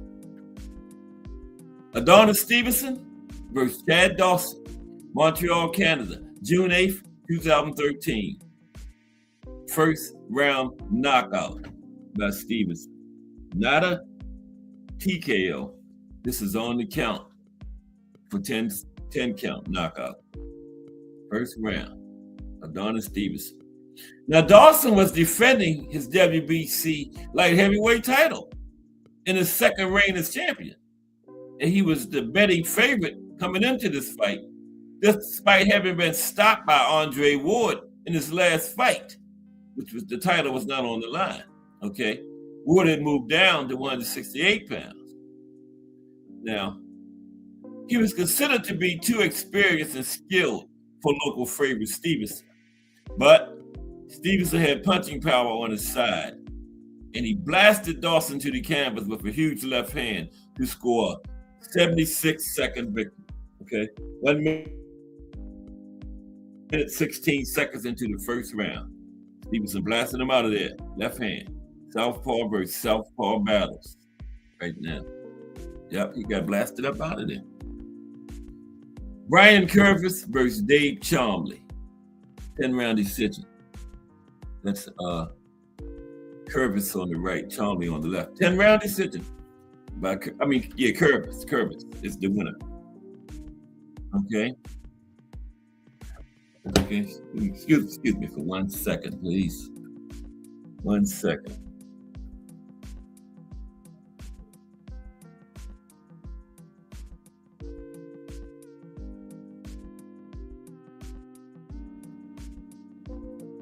Okay.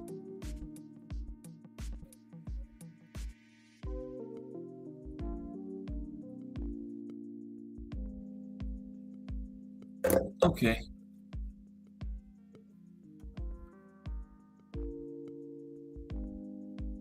Okay, there's somebody on the link now. Okay, get that out the way. All right. It's Arnie Boxing. What's up, How you Arnie? doing today? Oh, pretty good, pretty good. How about yourself, sir? Good. Appreciate you. That's good. Yeah, I was saying that I see Boom Boom Mancini just as I see Bobby Chacon. Like, basically, man, they were too tough for their own good. Tough. Yeah. And, back then, they just let fights go way too long. A lot of their fights should have been stopped, But, Yes. They just let them go back then and take all that punishment and stuff, man. Yeah. I mean, Bobby Chacon, he fought Bazooka Limon like 4 times. Yeah, 4 times. Each one got better and better, each fight. Exactly. And not only that, I mean, he had wars against Cornelius Bosa Edwards. Yeah, he sure did. Who's the other one that I'm missing here? I'm missing at least 2 more. I can't remember. Shit, From the 80s? Sorry. Yeah, like Bobby Chacon. Man, I remember I watched a lot of Bobby Chacon for like 2 months, but it was a while back, man. So there's a lot I don't remember. He had, let's see, Bosa Edwards and man, I can't believe I forgot. He had a good battle with he beat Danny Little Red Lopez, remember? That was a pretty good battle. Yes. Yeah. I think they fought once. There's a name that I'm not. Sanchez. No, I don't think so. No. That was probably would have. Sanchez had that accident, Exactly. Yeah. I mean, well, Salvador Sanchez was in a if I remember correctly, Salvador Sanchez was in a collision course with Alexis Arguello. Yeah, I think they were in talks when the accident happened. Yes. Mm-hmm. Similar to like Pacquiao and Edwin Valero before that whole thing happened. Yep. With Valero. Same thing. Mm-hmm. And I'm gonna tell you this, man. Manny Pacquiao dodged that bullet. I'll tell you, because Edwin Valero, oh my goodness. Nobody ever went the distance with him. He had 27 fights before he died, and they was all knockouts. All of them. And he could box too. It wasn't like he was this clunky. No, he wasn't just all power. But you put up what was that? I was doing something, so I couldn't write. But you were talking about a flyweight fight. Shit, I can't remember. I wanted to remember the names. Let me see. I'm not familiar with those. Find it for you. Excuse me. Yeah. Did you see? It was something I was going to ask you about. Did you ever see the Boom Boom Mancini and Duke Kim, the actual fight? Oh yeah. Well, they should have been stopped that. Man, that was a tragic fight. He was just landing solid leather on Duke Kim, and his corner should have saved him from himself, man. Yes. And the referee, but they just kept letting him take all that punishment. You could see it was affecting him. He was just fighting on guts alone, man. Just keep coming out. Instant, basically. Yeah. I wanted to ask you about that and thank you for bringing that up, actually, because I wanted to ask you this the last time we were on the panel, and I forgot. What do you think about what transpired after that fight, as far as, removing the 15 rounds and going to 12? What do you think about that? Like, do you think that's because I've struggled with this, because I see the yes and the no. They've really, the main thing, they should have just started stopping fights sooner, because you can do just as much damage in 12 as you can do in 15, And I think he had been long affected before 15. We're stopped in the 14th. That was going to happen. All that damage was done way before the 14th round. So I don't think that 15, those extra couple rounds made much difference in that. So I wouldn't mind still having 15 rounds. Okay, so you think? I mean, that's not to say that you don't necessarily have a problem with the 12 rounds. Would it be fair to say that you would, if it's up to you, would you have it 15? Yeah, I'm just saying the rationale for stopping them because of that fight. That don't make sense to me, because you can see that man was way damaged before like the 10th round. Yes, and that's the thing. Like a lot of people have died, and God bless them, obviously. But a lot of people have died in 12 rounders. So that means that we're gonna fight 9 now, or 8, or like the other day. You know when to stop the fight. Go ahead and finish. Yes, yeah, that's true. But the other day, what you gonna say? In Probox the other day, in the Naji Lopez and Gallegos undercard, there was a woman that got medically induced coma. Her name is Isis Seal, and God bless her. She's now moving and speaking, but she was a while without. She got taken out in a stretcher. It was a very ugly knockout and a very ugly scene, and that's very rare to see in female. I mean, I guess to see that in female boxing, I think you need to go back to that Ann Wolf KO against that tall woman. Was it Ronda Ward? Yes, exactly. Thank you. Like you don't usually see a knockout this brutal. No. And look it up, bro, because it's really, really gruesome knockout, bro. It's like kind of like, because she fell down not on her back like Jin Sasaki, or not on her face like Manny Pacquiao. Like she fell down like a tree, like right to the bottom. Like did this just happen, Arnie? Yeah, it was on what was it, Saturday or Friday? The Najee Lopez fight on Okay. the Pro Box, and Yeah. she fell in a very how can I how can I compare this to, like when she got trapped in the rope, but not in the corner, but in the ropes. Like her arm got trapped in the ropes. I think I could be wrong about this, but her arm got trapped in the ropes, so she fell like straight down, and thankfully she didn't hit her head against the canvas. So I guess that's good, obviously. But she fell down like, and she was like because when somebody falls down like that, and they're like when someone's laying on their back or face down and they're unconscious, it doesn't look as bad as it looks when you're like it was almost like Benny the Kid Paret against Emil Griffith. Like it wasn't in the corner again, but like the ropes trapped her in a way where she couldn't really go down. She went down, but like, man, I don't even know how to. She took some like straight down, like straight down, not even not to back, not to. Okay. And she took more punishment while the ropes had a trap. No. Thankfully, no. That I think that's what happened to Parrot. Remember? Yeah, bro, that was bad. 20-something straight punches, like 10 of them was after he probably was already unconscious. That was horrendous, and I compare that one. Actually, that was a bad example to bring up because that to me is comparable more to the Dickie Eklund KO of Alan Clark, which is probably the most gruesome one that I've ever seen. I can't believe he didn't kill him, bro. Excuse me for saying that. Yeah, because he wailed on. Because that's the thing. It's almost the same thing. Like the fighter was standing square in the corner, so the ref really couldn't get around. Like that. But man, I mean, again, she's speaking, she's moving, so God bless her, man. And that's I guess good news, man, because that was a very ugly sight. Was that flyweight fight? Was the two Asian fighters the one you was talking about? I don't remember. I think Young Koo Chang and Katsuo Togoshiki. Can you write that in the I'll put it in here. I'll play it back anyway. But I think that's I'll put the names in there for you though. See if it was them too. What was that I wanted to ask you?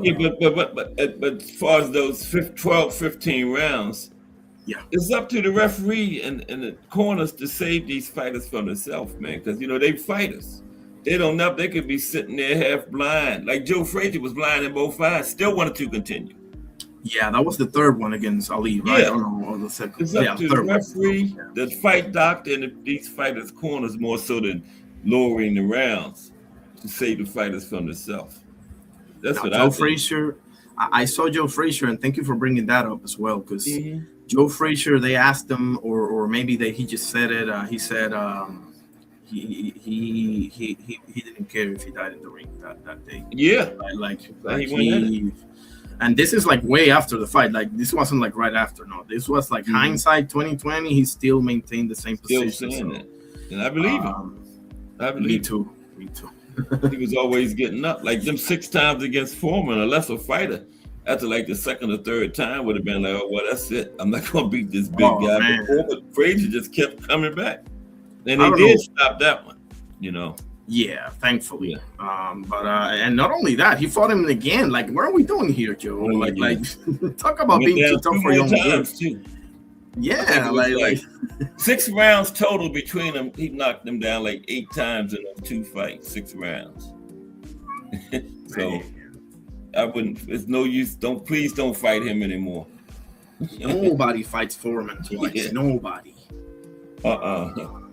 No. Those are the 2 names I found right there. That was super flyweight, though. You said flyweight, right? I think it might have been super flyweight. I mean, I was doing something, but I know it was very small weights because, unfortunately, I didn't hear about those 2 gentlemen. So, I never heard of them, rather. I didn't know too much about them either. Yeah. There it is. Young Koo Chang versus Katsuto Shiki. Okay. One was Japanese and one was South Korean. Okay. Awesome. Let me see. I might that might not be the one though. I'm still looking to. If Freddie Roach. I think one of them had green trunks when you showed the Oh, okay. I think so. But hey, I'll take this one too, because if this is a great fight, also I'll watch it. I mean, I never heard these two either, so awesome. Okay, this was green trunks. Yeah, I'm looking through it now. 108 pounds. Okay. Yeah. I think that was super. What is super flyweight? Like 112 or 1 something? 115, right? Super flyweight is one. Flyweight is 108, so it's either 112 or 115. Yeah, down in that range. It's down there. I know that for sure. Yeah. So you're sticking to Fundora, right? You're sticking with Fundora? Yeah, I'm sticking with Fundora. I don't want to, but me too, man. But I don't want to. I'm gonna openly admit to you. I mean, there's no secret. I'm not a big Fundora guy. I mean, I do love his sister, obviously, but Sebastian, not sold. I just can't see how Keith could work his way to a points win. You know. I just see too many things against him. You know, I see too many things against Keith. The youth, the size, the all of that, man. The inactivity, because not for nothing, Fundora's been put in it. I mean, I got my choice words against his opponents, especially his recent opponents. But the opponents, exactly. And you know, and if I'm gonna give Fundora crap for his last opponents, I mean, Thurman's last opponent was Brock Jarvis. I mean, not for nothing, you know. It's like it goes both ways, unfortunately. So, I mean, obviously, Pedraza versus Barry McGuigan. Was it Pedraza versus Barry McGuigan? No, I know those two. Okay. These are two. Probably them then, because most of the other ones are pretty well known. Okay. Everybody else, yeah. It probably was that fight. But man, this is a conundrum for me, because I'm objectively I see the fight going for Fundora for a lot of reasons. But I really want Keith to do it. You know, like this would be an unbelievable upset for the ages if Keith can pull this off. Yeah, if he can pull this off. Because here's what I'm thinking. If Thurman can land, say, a straight right hand to the body and come back with a left hook like Brian Mendoza, like a Brian Mendoza type of left hook over the top. Now that's easier said than done, obviously. But if he can just try to, because Fundora's kryptonite obviously is that left hook. Like laptop is getting ready to die. I got it. Go ahead. Oh, I just caught it. It was getting ready to go out, man. I got the cord right there. Okay. Well, now what did you say? Because I'm saying that Fundora's kryptonite to me is that left hook over the top that Mendoza got him with. The question is, can Thurman? Can you hear me? Are you there? Okay, let me. You want me to go out and go back in? I forgot what you was. No, I'm talking about Fundora and Thurman, but can you hear me clearly? Oh, okay. Yeah, I can hear you now. Okay, awesome. I was just saying that Fundora kryptonite to me is that left hook over the top that Brian Mendoza caught him with. And if Thurman can find a way to land that shot via a combination, what I'm thinking is maybe straight right hand to the body and come back over the top with the left hook or something like that. Maybe he can get him, because Thurman does have great legs. He's always had great legs. So that's something that I can say is in his favor. There it is. Those two. There it is. Okay. Let me give you the names. I thought that might be it. I'm going to write them in there. I remember one of them had green trunks. That I remember. Yeah. Okay. Okay, but yeah. So you picking Fundora though, right? But you just trying to find ways that. Exactly. Like I'm trying to see the way that Keith can pull this off, you know.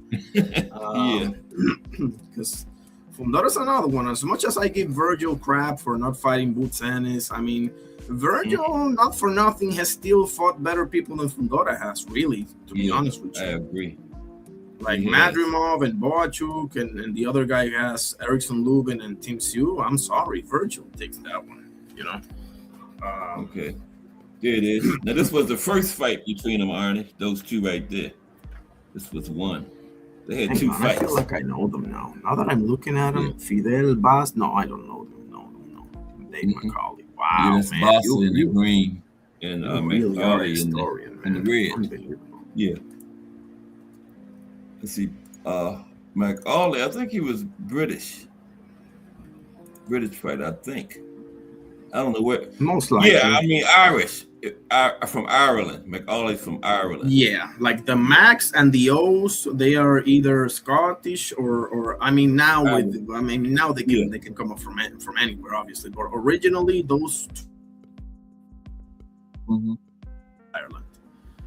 Yeah. The Macs and the O's, the O'Shea's, the O'Neills. But yeah, I mean, I want to ask you something else. What is that card like? What else is any kind of names on that card?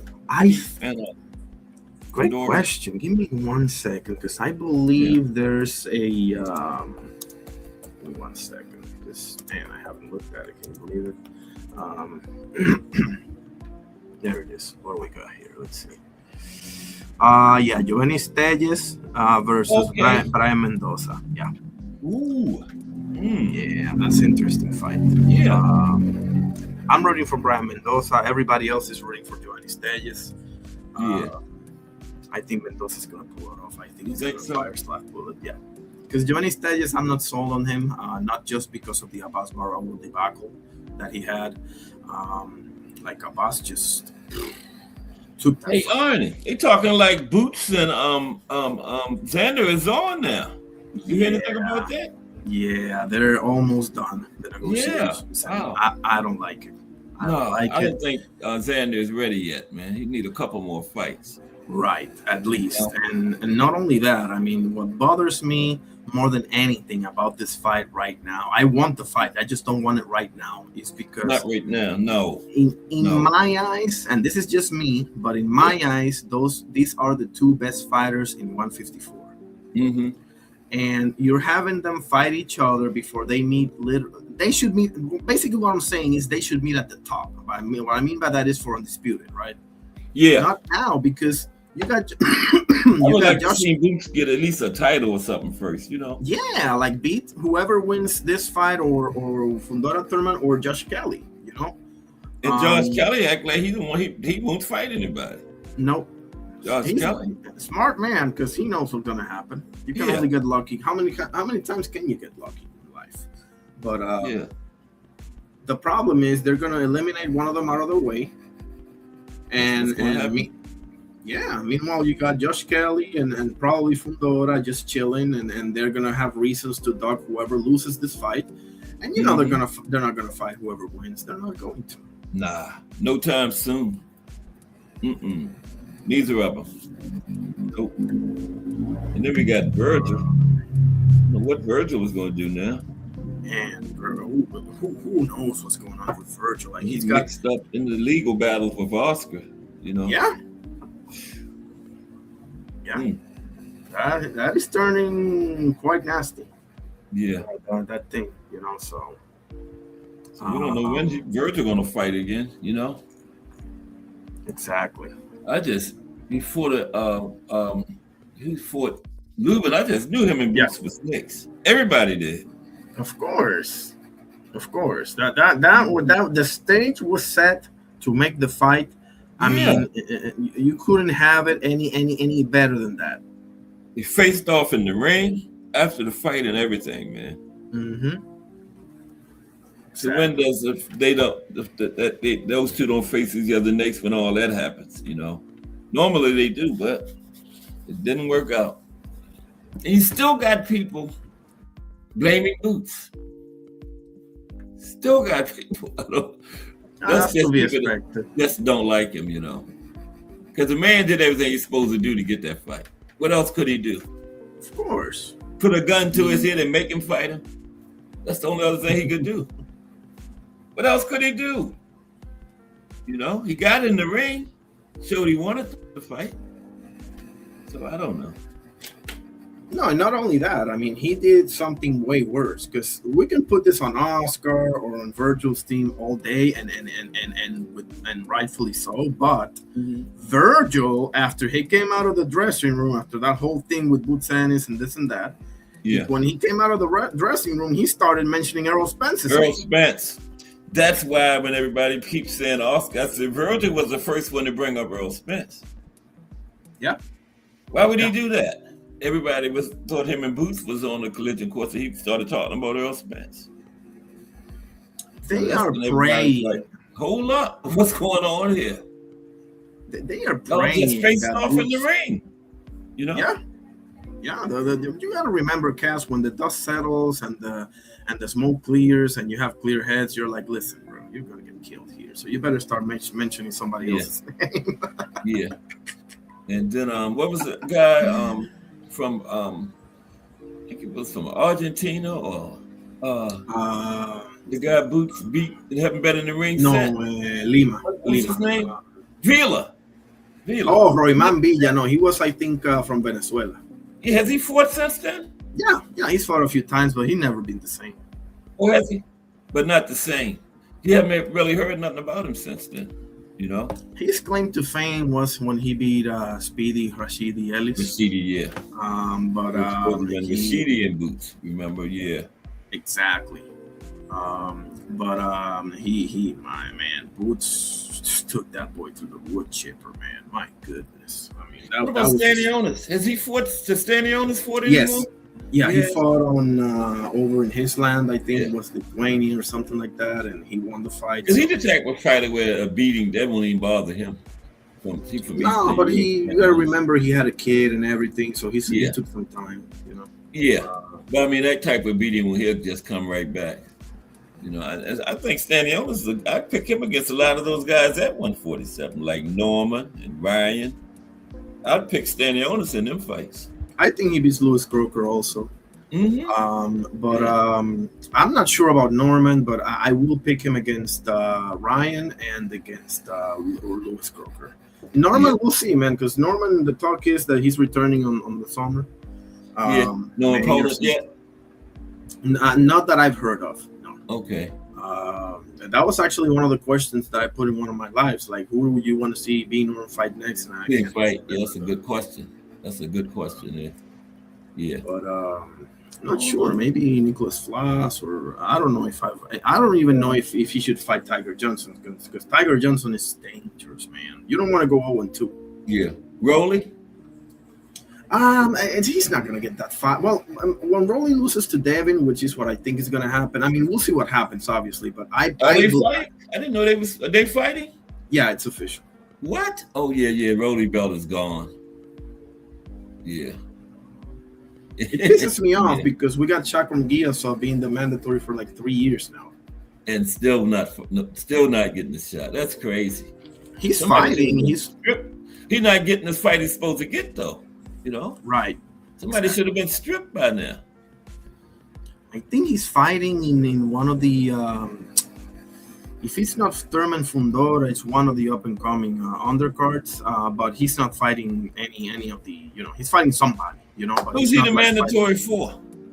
Rolly. Wow, man, that's crazy. So, how did Rolly get the belt? Would he beat Ryan, or he got awarded it? No, when he beat Ryan. So Giasov. So that was that one of the belts that Boots vacated? Exactly. How come Giasov didn't get promoted to the champion? Wasn't he the mandatory then? That's a good question. That's what I was wondering. Because there's a lot more money in Ryan and Rolly than there is in Chakram Giasov. I mean, so they made it vacant instead of politics. That's boxing politics. If they did it right, he would have been the champion. You know. Mm-hmm. Because when Earl, I think Bud got stripped after the Earl fight, Boots got promoted to champion, right? Because he was the number one mandatory. Exactly. That's how it's supposed to work. Yeah. But in that situation, it didn't work that way.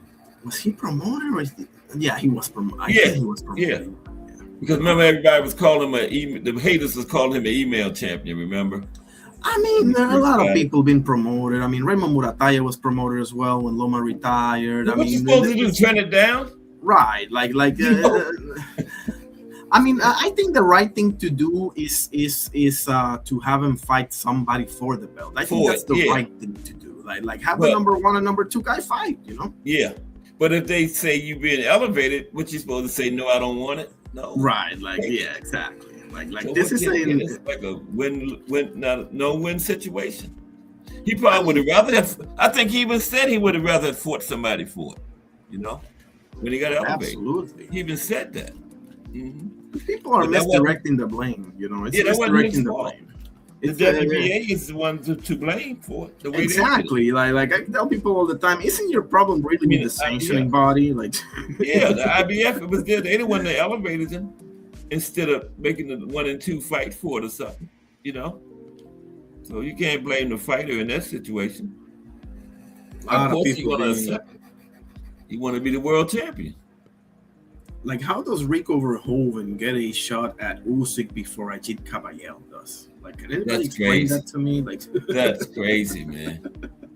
I think Usyk asked to get out of fighting Caballel or something.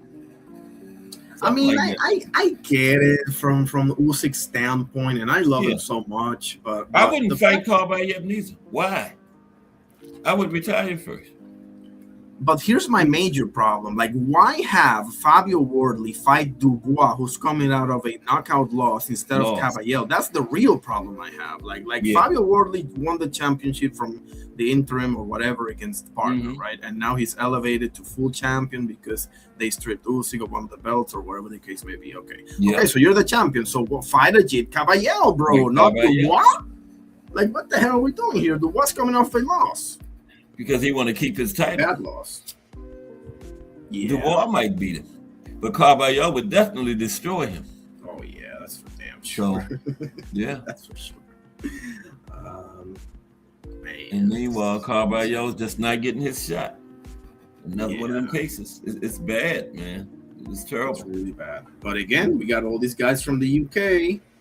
And this guy is from, Iran or Kurdistan or something like that. And I know he represents Germany, but it's the same thing. I mean, the money is behind the UK guys, Yeah.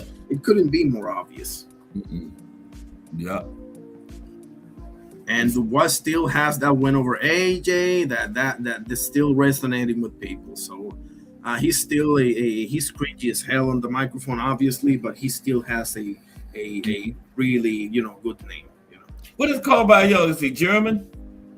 He represents Germany, but I believe he was born in Iran. If I'm not Iran, mistaken. yeah, that's right. I heard that he is. Yeah, Iranian. Yeah. But nevertheless, Germany is not exactly a powerhouse in boxing either. So I mean, we're it's apples to apples here, basically. Because Germany, if we're talking other sports, but boxing, not so much, man. They got some people, but they're definitely no Mexico, no Puerto Rico, no USA, not even Japan. Not even close. No. Mm-mm. Not even Philippines. So, nope. They're not even in the neighborhood of those countries as far as boxing. Because that's where the politics come in. I mean, I can do this all day with Sandor Martin being from Spain, with even Triple G, bro, being from Kazakhstan, bro. I mean, he got messed over a lot during his career. Oh my goodness, he got dogged by so many people. I mean, Billy Joe Saunders, Canelo, Abu Andrade, the Charlos. I mean, I can go on and on. Yeah, Canelo aged him out, and then I think he got robbed one time. Yeah, for damn sure. The first one was, oh my goodness. Yeah, come on. But boxing is crazy, man. And then so how does a guy like Caballel give you solve? How do they get their shots? They just gotta wait and somebody just give him a chance. Yeah, they're doing them like they did Barroso. They're giving him all these other dudes and hoping the one of them beat him. Barroso, that's the worst case of all, man. The way they did that. Yeah, he won a title eliminator, and that was like 3 or 4 years ago. And still haven't got his title shot yet. He's from Colombia. He's old. He has everything against him. everything. I was like, why have the title eliminated if you're not going to get a winner of the title shot? What was the reason for it? That's why I keep telling people, like, you can talk about this Sufa boxing all you want to, and I'm not by any means defending Dana White because I know I know, but let's not act like this quote unquote traditional boxing structure. Let's not act like we bro. I've been sick of the boxing structure for decades. So might need a change. Somebody else to step in and shake it up, you know? Of course. That's why I appreciate Jake Paul getting in with the MVP even Manny Pacquiao promotions now getting in. Now, obviously, they're focusing on the lower weights, but that's awesome, bro. It gives more avenues for fighters, man. It's perfect. If I'm Shakra McGee, I'm signing with Sufa tomorrow. Yeah. Might as well. I'm telling you that right now. You're not getting anything where you're at now. But same thing with Sandor Martins. That's why Valenzuela. I appreciated Valenzuela signing with Sufa because Valenzuela couldn't get a fight for the longest time. Remember, he beat Pitbull Cruz. I remember. Yeah, I remember. And beat him clearly too. And then back to Barroso, man. Then when he won the title limit, they sent him all the way to Japan against Andy Hiriaka just to get him beat. Yes, you know, on that card. So. I do like me some Andy Hiroka. Yeah, me too. And that's just how they set Barroso up, you know, to get him out of the way. Let's send him over there to lose, then we'll be rid of him. Yeah, for sure. Meanwhile, he won the title eliminated. I can't get over that. He was supposed to be in line for the title shot. Don't the winner of a title eliminated get a title shot, Neeks? I thought. That's what should happen. And think about this for a minute. I've been thinking about Ajit Caballero ever since he fought Makhmudov. Did he fought Sanchez before or after? I think Sanchez was before Makhmudov, right? I think he was before, yeah. Yeah. So when he fought Sanchez, he was the underdog in that fight. Yes, let's not forget about that. Yeah. And Makhmudov, they basically what they thought, because they didn't realize that this guy is a freaking animal. They thought they were feeding him to Makhmudov, and I'll even take it a step further and even when they set him up against the Chinese guy Zhang, they thought the same thing. They thought Zhang was gonna knock him out. Right. So he's been shutting them up, one after the other. So they got an axe to grind with him. So they be stepping away. Like, oh man, this is bad because I actually think he could give Usyk hell. So now they just say we can't find nobody to beat him, so just ignore him. You know? Yeah, it's crazy. Man. I like Caballero too, man. I feel bad for him the way they doing it. For sure. He's not the only one. I thinking about a couple more, but Mirko Cuellar's another one. Mirko Cuellar's been interim champion at featherweight. Well, now the Brandon Figueroa belt, but the one that Nick Ball had, where he kept fighting Sam Goodman and TJ Doheny, people coming off of losses that are smaller than him. I mean, nobody in the planet is smaller than Nick Ball on height, but they were coming up, And Mirko Cuellar sitting there. He's from Argentina. They got some legends, but Argentina is not. They're not what they are in soccer or in basketball. Not in boxing. But you know what you was just saying, how they was trying to set Caballero up to lose. That's what they were doing when they sent Figueroa over there to England to fight Nick Ball. They didn't think he was going to win that. The problem tried to attack him after the fight. They did not think he was going to win that fight. Security had to hold back some of the hooligans over in Nick Ball team because they wanted to get and they threw some cans at him and stuff like that. I mean, so they can't celebrate a knockout victory at the last round. Just to be clear, because you guys got some history. I mean, I still remember what happened to Marvin Hagler when he got Minter. Yeah, that was crazy. Yeah. So he was lucky to get out of there. Exactly.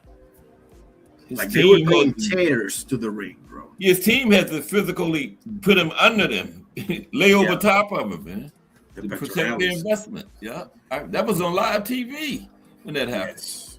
I was They watching could care them. less, bro. They are. I mean, they don't got the best history over there, man. No.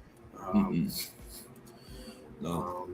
but I do have to go now, brother. But try Yeah. swinging by my live tonight if you can. What time? I can show you. Yeah, I'll be there. I don't.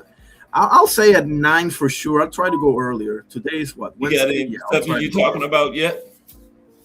I'm not sure. I'm probably gonna. I haven't checked on X what's going on or anything, but I'll probably just talk about the upcoming fights and everything. Okay, cool. Yeah, I'll try to get over there about 9 tonight. I can show you how to use the Discord if you want. Okay. Yeah, I was thinking about that the other day too. Yeah, I said I wish I could get on there, but yeah, tonight it'd be good. About 9, yeah.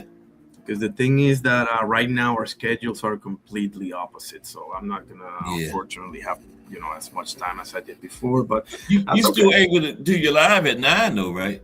Yes. Yes. Okay. So yeah, that's where we can hook up at on your lives then, because it's just your schedule don't affect that. It's just in the afternoons, right? Exactly. Okay. Cool. Appreciate you, sir, as always, and right, God bless. Okay. Appreciate you. Yes, sir. Okay. All right. So then we're gonna get ready to get out of here. That was Boxing Arnie. He just said that he's coming on tonight at 9:00. Okay. And Just Do Boxing is on now. BVO is at 8 and Boxing Irony at 9. That's the lineup for this evening. I am Cass Sports. I am getting ready to go off. But tomorrow, don't forget, still in the 80s, we're going to talk about some of the most underrated fighters of the 80s, some of the most controversial things that happened concerning boxing in the 80s, and some of the biggest upsets in the 80s, and some other things. So on that note, everybody have a great afternoon. Okay, but first, let's see. Thomas Hill, Just Do Boxing, Al Booger, Irony Boxing, Mike Grimm, Bruce Gass, BB Otis, Crush the Legend, and Miss Cass. Now, everybody have a great afternoon. Check out these shows coming up tonight, and I will see y'all tomorrow. Because if it's Monday through Friday, 2 p.m., it's the Box Story and bringing you all that boxing history. Everybody have a great day.